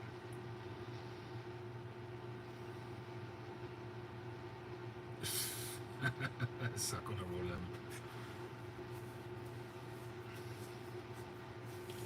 Like Arnold Schwarzenegger. And yeah, he does. He dunks his cigar in, is it tequila he puts his cigars into?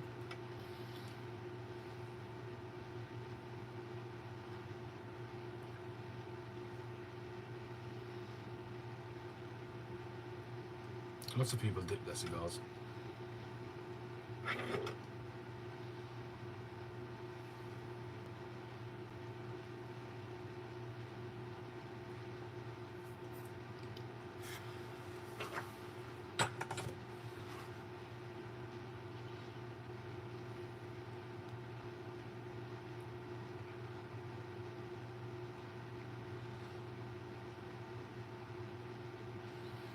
I was waiting to see who would come up with a crude remark. Der kleine Mann. But I guess that indicates my mind too, doesn't it? Takes two to tango.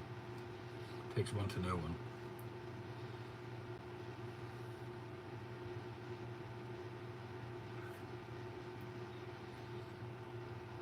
Johnny Walker Red.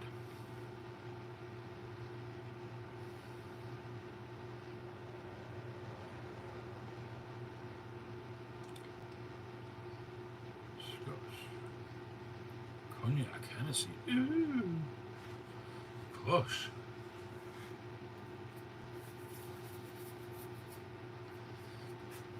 Listen to Snooty Pants over there. UK Prepper Man.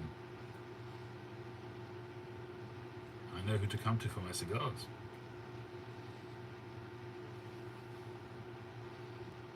You've probably got a nice humidor stock full of expensive Cubans.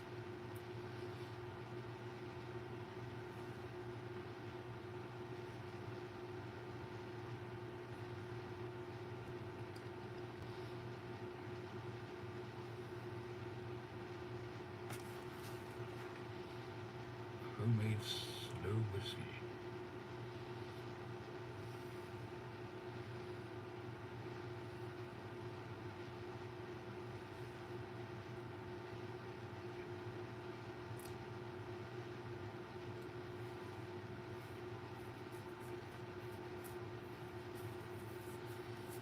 Single malt pre-21 Glenallachie Springbank.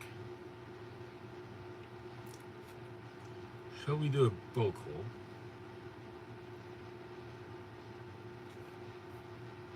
I'm smoking this bit of crud with some, I can't even taste what it is anymore. I think it's vanilla roll cake.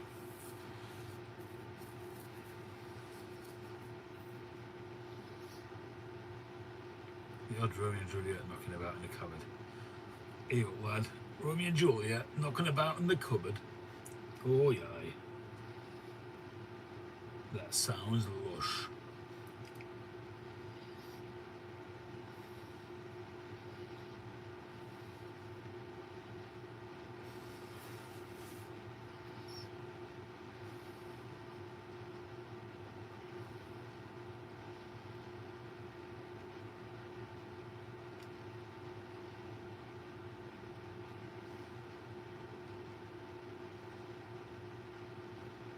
Peterson Irish cask for Jonathan Stones.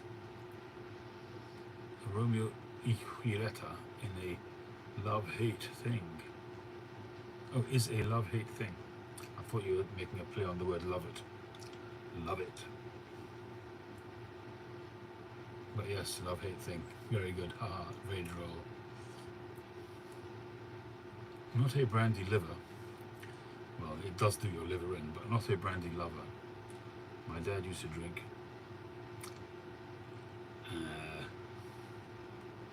something. Balvenie. Scotch is excellent. A Savinelli 320 in quiet nights. Quiet nights, as opposed to quite nights.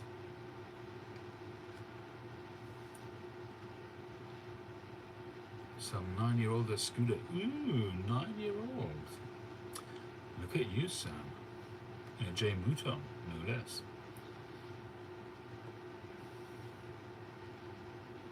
Indeed, Daniel's favourite shape. He does like an author.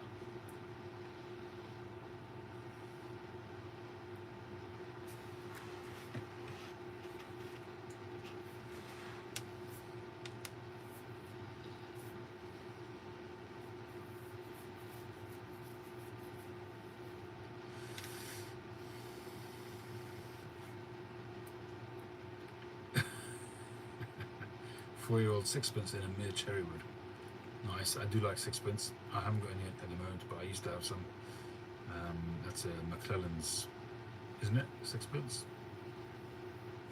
Why am I getting confused?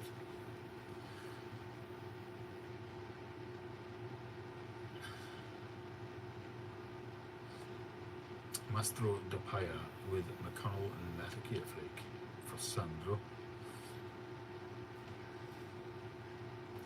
I didn't know you're into Latakias, Sandro. I had you as a Virginia, possibly Burley kind of guy. Patrick, any author shape is my favourite. I have a bulldog shape as well. Not to start new with a different shape. My plan is a new shape a year. Sounds like a plan. Wrapping it with some King Charles Germains, going down nicely in the Dunhill Cat Show. Ah, okay. Prepper man, I knew what I was talking about.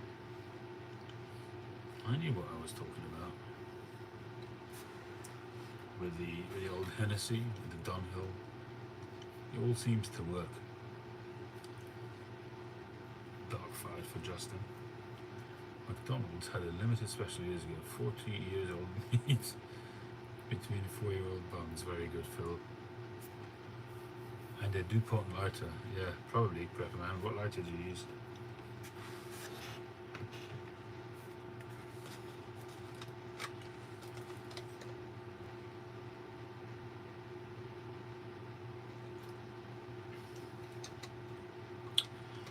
Yeah, Sandra. I mean, that's got to pair really well.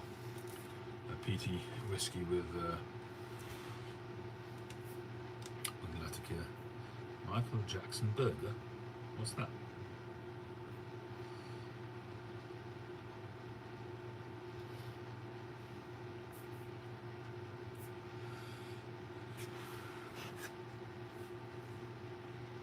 Is that something to do with 4-year-olds or what? Is that a joke or something?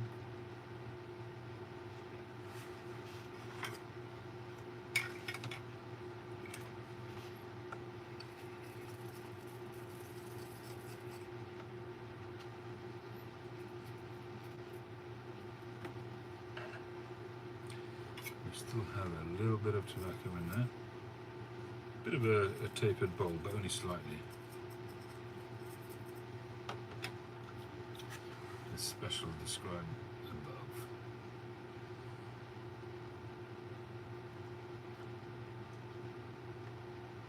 "40 years old meat between." Oh right. Oh, you're disgusting, Phil. You're disgusting.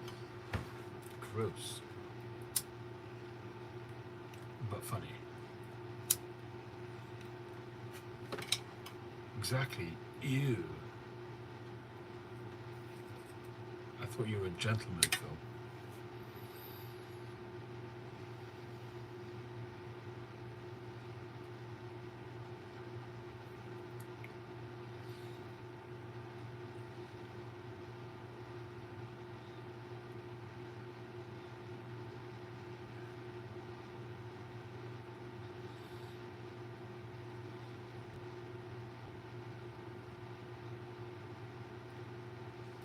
everybody scrambling to look up at what Phil said before. They're looking up the notes, up the comments.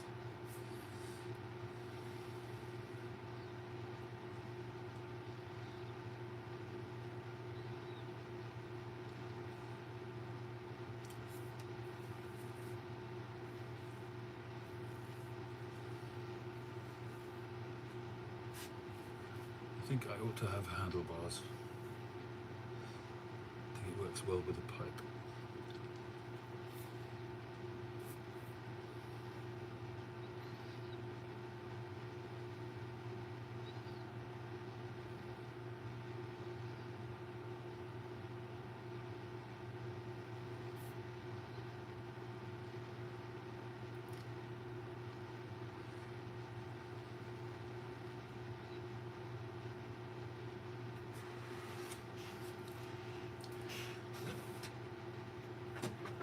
Some of these pipes away.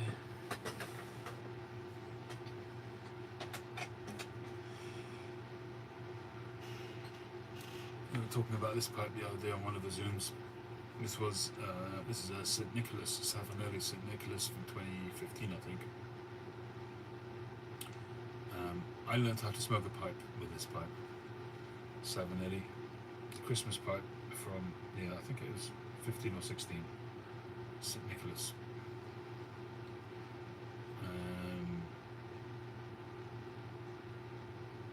I had a tamper made to match. You guys will remember that. I don't actually see the guy anymore, the guy who made these tampers. He made a load of tampers for me. I ordered quite a few from him. But I never actually used this tamper because I didn't want to spoil it. But back in the day, talking about 7-8 years ago, my channel handle was BPR UK, which was short for Bosco Piper UK. And I had him making me this tamper to match.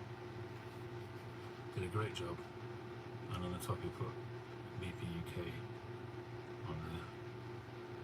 But I've never actually used this.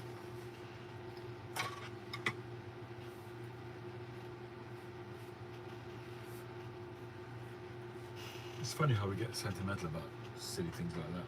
It's got of no value to anybody. And I smoked pretty much just cherry blends in this in the early days. A lot of Cult Blood Red Moon. And it still has that aroma in the pipe. But a very, very good smoking pipe. At the time when I bought it, I didn't even know there was such a thing as 9mm, but this is a 9mm pipe just by chance.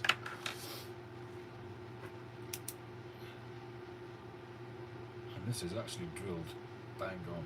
For a bent pipe, it is actually drilled brilliantly. You couldn't get any more perfect than that. I think I should have to smoke this pipe again. I haven't smoked it in yonks. Leave that out. For old time's sakes.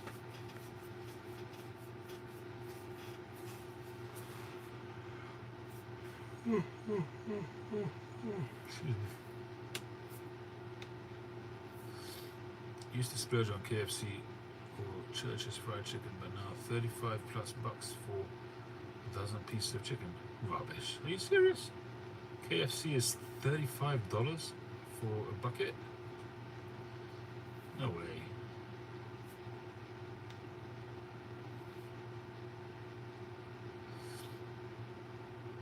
I was Boswell addicted. I had a lot of Boswell pipes and a lot of Boswell tobacco in those days. This is one of my first Boswell pipes, a bent apple, a lovely grain on it, and that's pretty much only used for Latakia, mostly Boswell and Northwoods. You see that's a well used pipe. It smokes brilliantly, very good smoking pipe.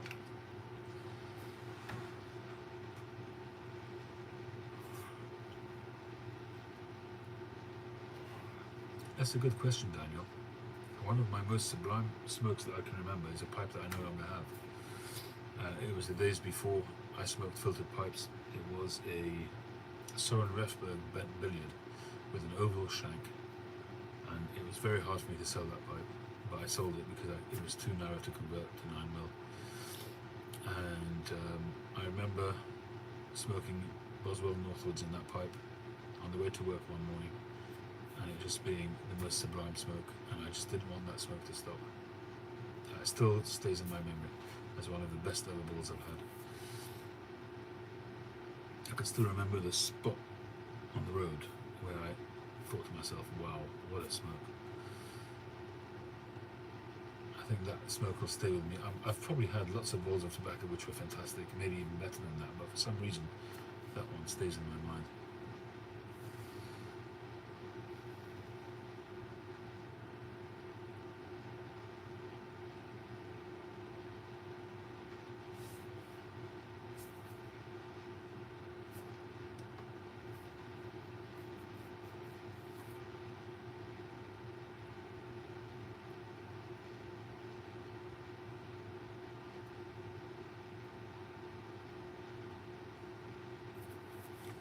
Balkan Sobrani and a Castello Canadian. Are you talking all-time Balkan Sobrani or current Balkan Sobrani?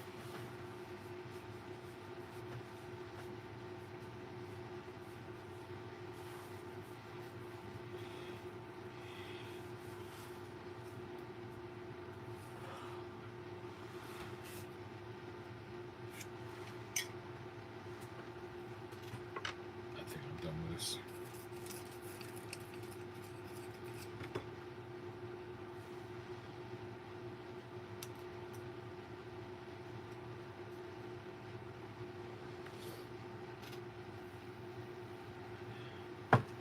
Let's hope the next bowl is better.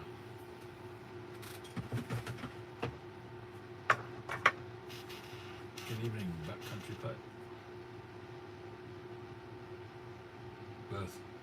When I actually had the opportunity to smoke Balkan Sobrani 759, the original Balkan Sobrani 759, back in 2019 at the Nottingham Pipe Show, Pipe Tree had a pouch of it, which he bought in a car boot sale, of course.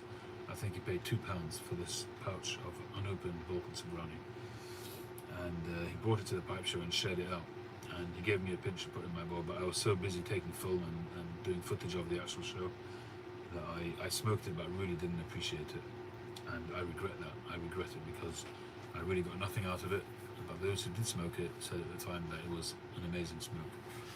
And that's really the only time that I've had the original Balkan Sobrani, but never actually got to taste it properly.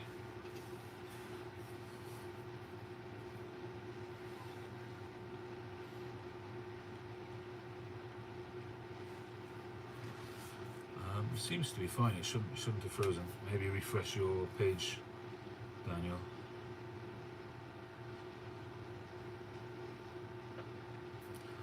A Big's favourite. That's a shape I haven't actually done yet myself. I haven't had one either from 711. Perhaps something that is worth a try at some point.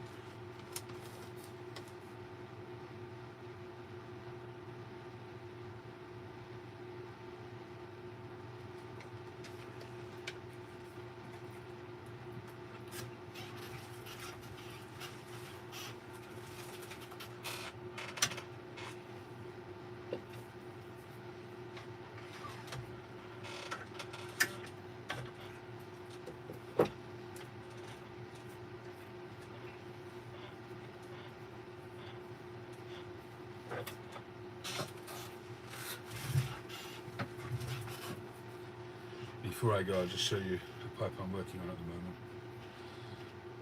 This is a commissioned poker, and this is he showed me a picture of a pipe, of a Nording pipe, and he wanted the Nording pipe has a silver band with a red metal godet like that.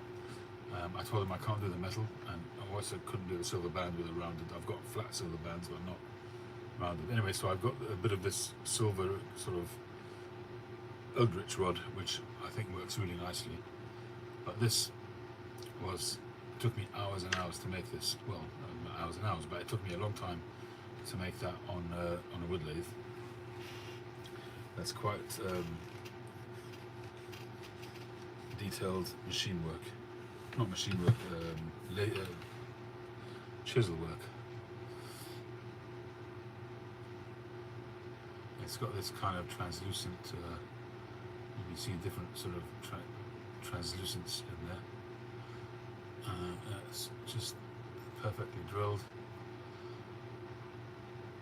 So I basically turned down the ebonite, and that's just very snug fit, and hopefully the customer will be happy with that. Non-filtered, got to countersink that still.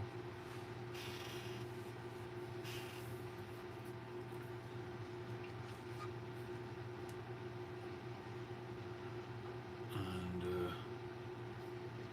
I haven't drilled the draft hole on this one yet.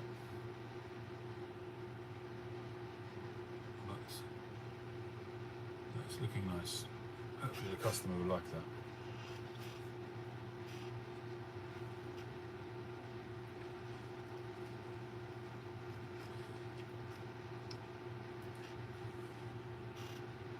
I mean, I imagine that this,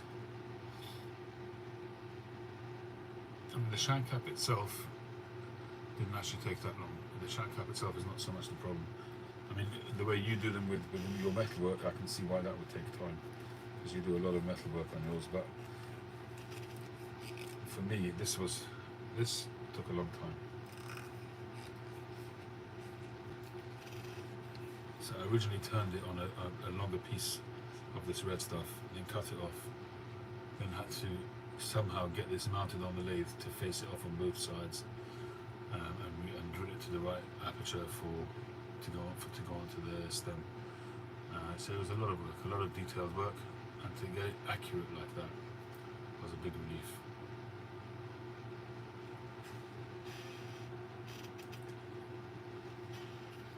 The rubber mallet, I use it for a whole host of things, but I use it for knocking in tenons.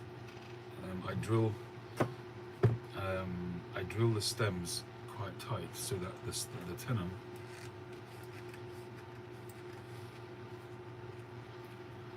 So I don't cut the tenons, I drill and put in a tenon into it, and although the tenons have a ridged surface, and then you glue it, so that's supposed to bind, but I prefer to just make it a very tight union anyway, so even without the glue it's unlikely to come out that easily, but I make it very tight, so in order to get it in I need to whack it with a mallet. Obviously I'm using a rubber one because I don't want to break anything.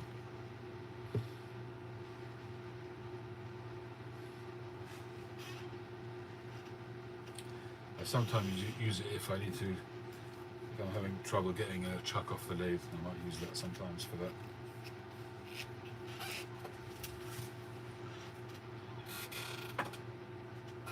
But it's predominantly used for tenons.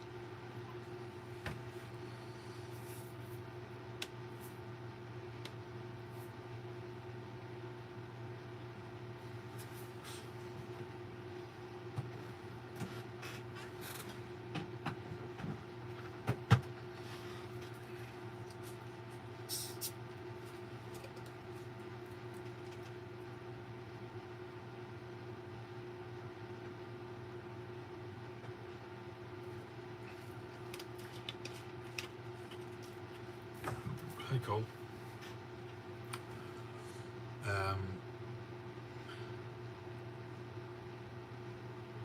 Do I charge for more for a plateau? No. My charge increases based on the grain and the general complexity of the pipe, and how well the final product works out. But I don't charge, although the blocks cost more, I don't charge more. As a base price, I don't charge more for a plateau block. No.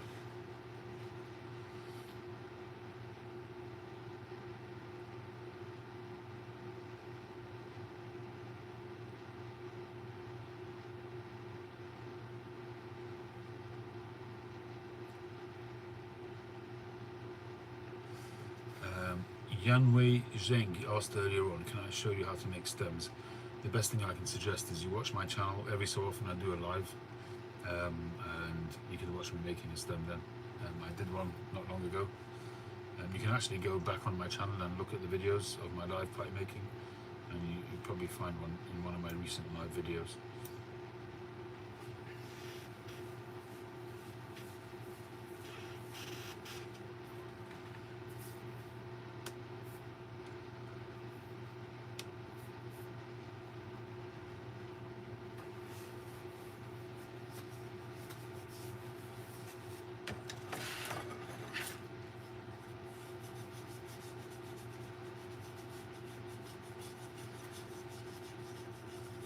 Time for a back scratch. Oh, that's good.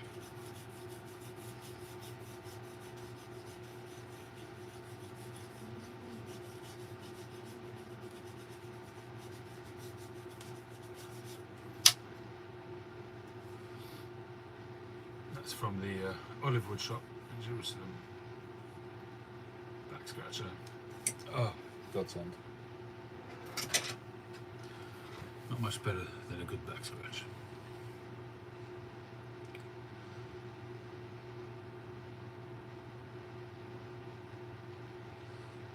Have I thought more about getting into sandblasting? For sure. I am getting into sandblasting. As soon as I've got the sandblasting cabinet made. It's about halfway made at the moment. But just really haven't had the opportunity to go out in the garage and finish it. And I'm not sure when that's going to happen either, because tomorrow I'm busy. The only day that I can really do it with two people is on a Sunday when my kids are off school. So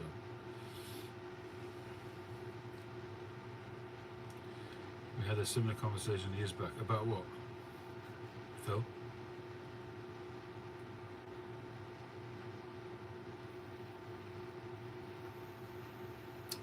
That's good.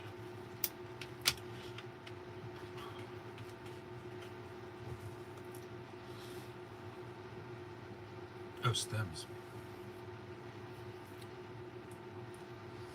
Yeah, I mean, it took me a long time to really get comfortable with making stems. I seem to remember Phil encouraging me to do it. A lot of the time I was pushing it off and using preformed stems, and I did very well with preformed stems. I made it an art, you know. Most people wouldn't have been able to tell the difference between my preformed stems and a hand cut stem.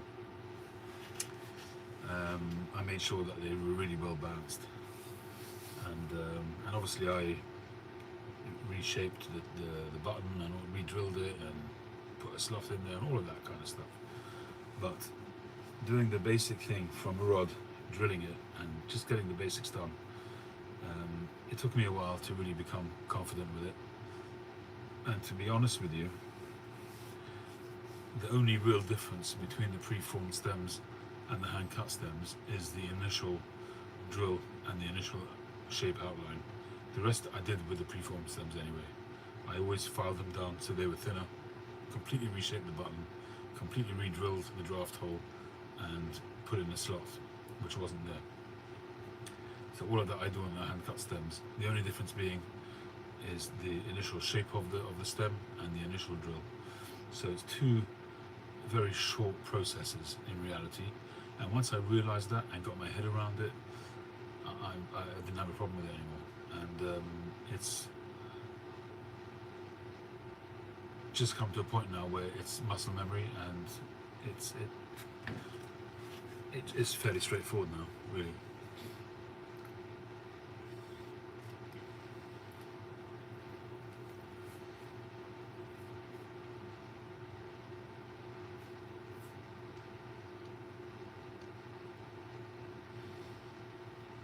Good night, Pepper Man. Have a good night. Sleep well. Sleep tight. Don't let the bed bugs bite. Actually, we were supposed to have a bit of a thing of bed bugs. There was a report about there being a bit of an invasion of bed bugs here in the UK.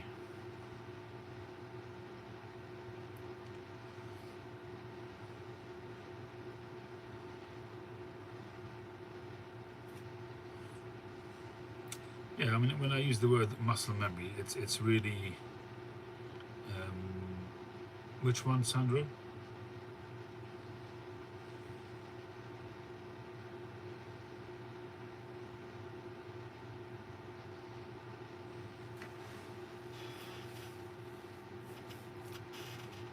filtered one. Is it this one you're talking about?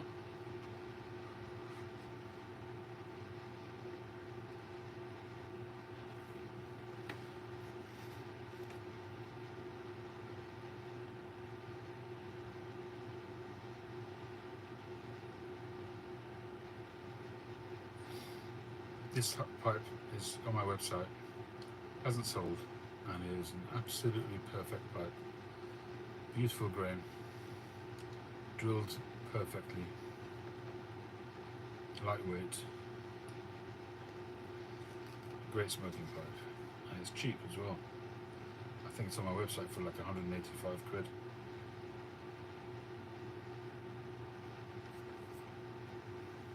Lightweight, nice colourful bit of horn on there.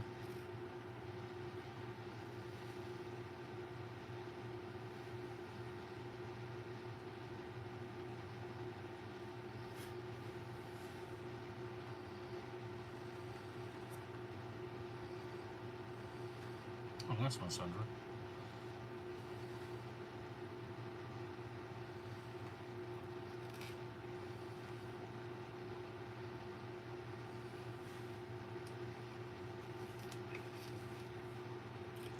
I don't think whoever buys this will regret it.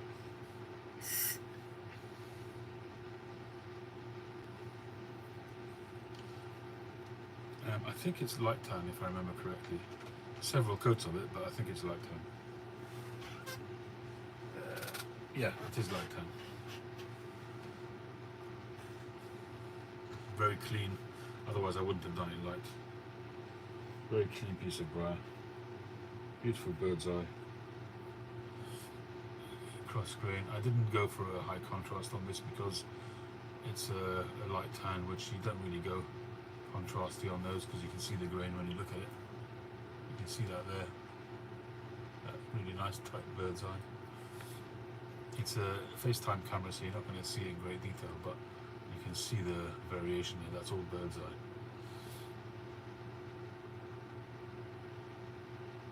It's got a very nice glossy finish.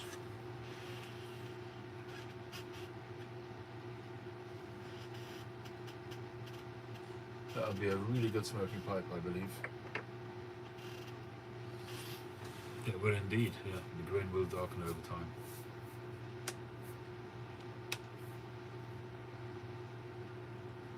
I think it's 42 grams, if I remember correctly.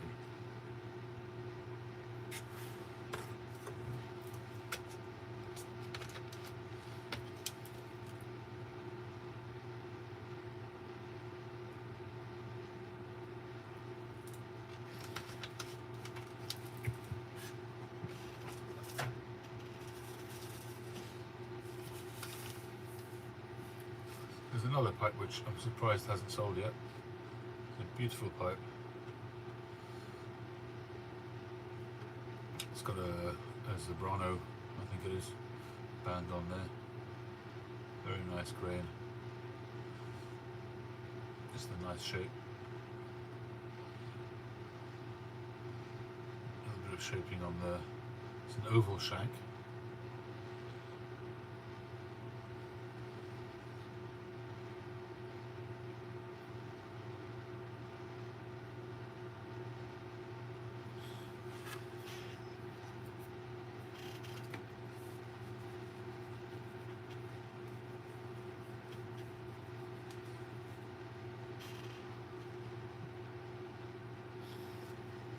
Nice pipe.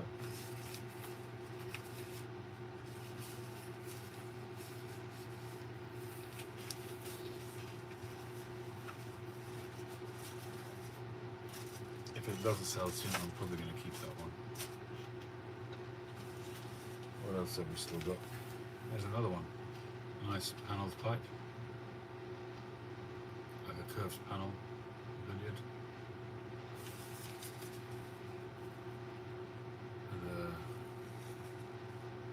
It is that time of year, yeah.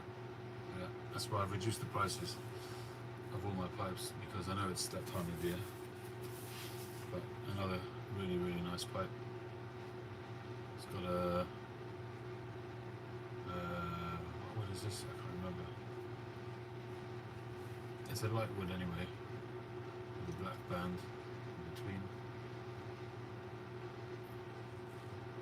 nice pipe there as well.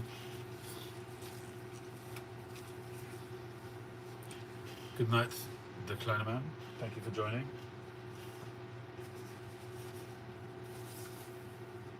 And then we have this panel of pipe. Quite a few panels recently. This one is still available as well.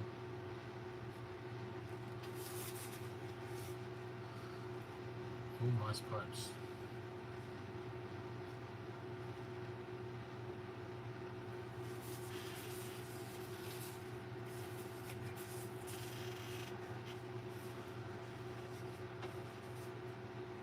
And I've still got to finish the crown pipe as well. A lot of bits and pieces to finish off.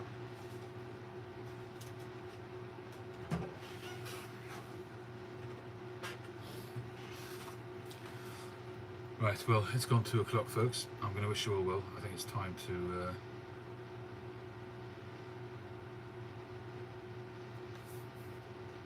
say goodnight. Wish you all well. Thank you, Phil. Thank you, Sandra, Patrick, Derek Kleinerman, Backcountry Pipe, Justin, Patrick, UK Prepman, it's gone. Big Country Briar, Daniel Leslie, Chip, Sam Online, Sandro,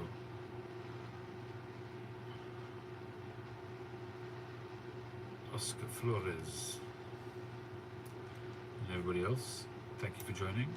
Have a wonderful weekend. Jonathan Stones, thank you. Wish you all well. Enjoy your smokes, and I'll catch you on the next one. Cheers.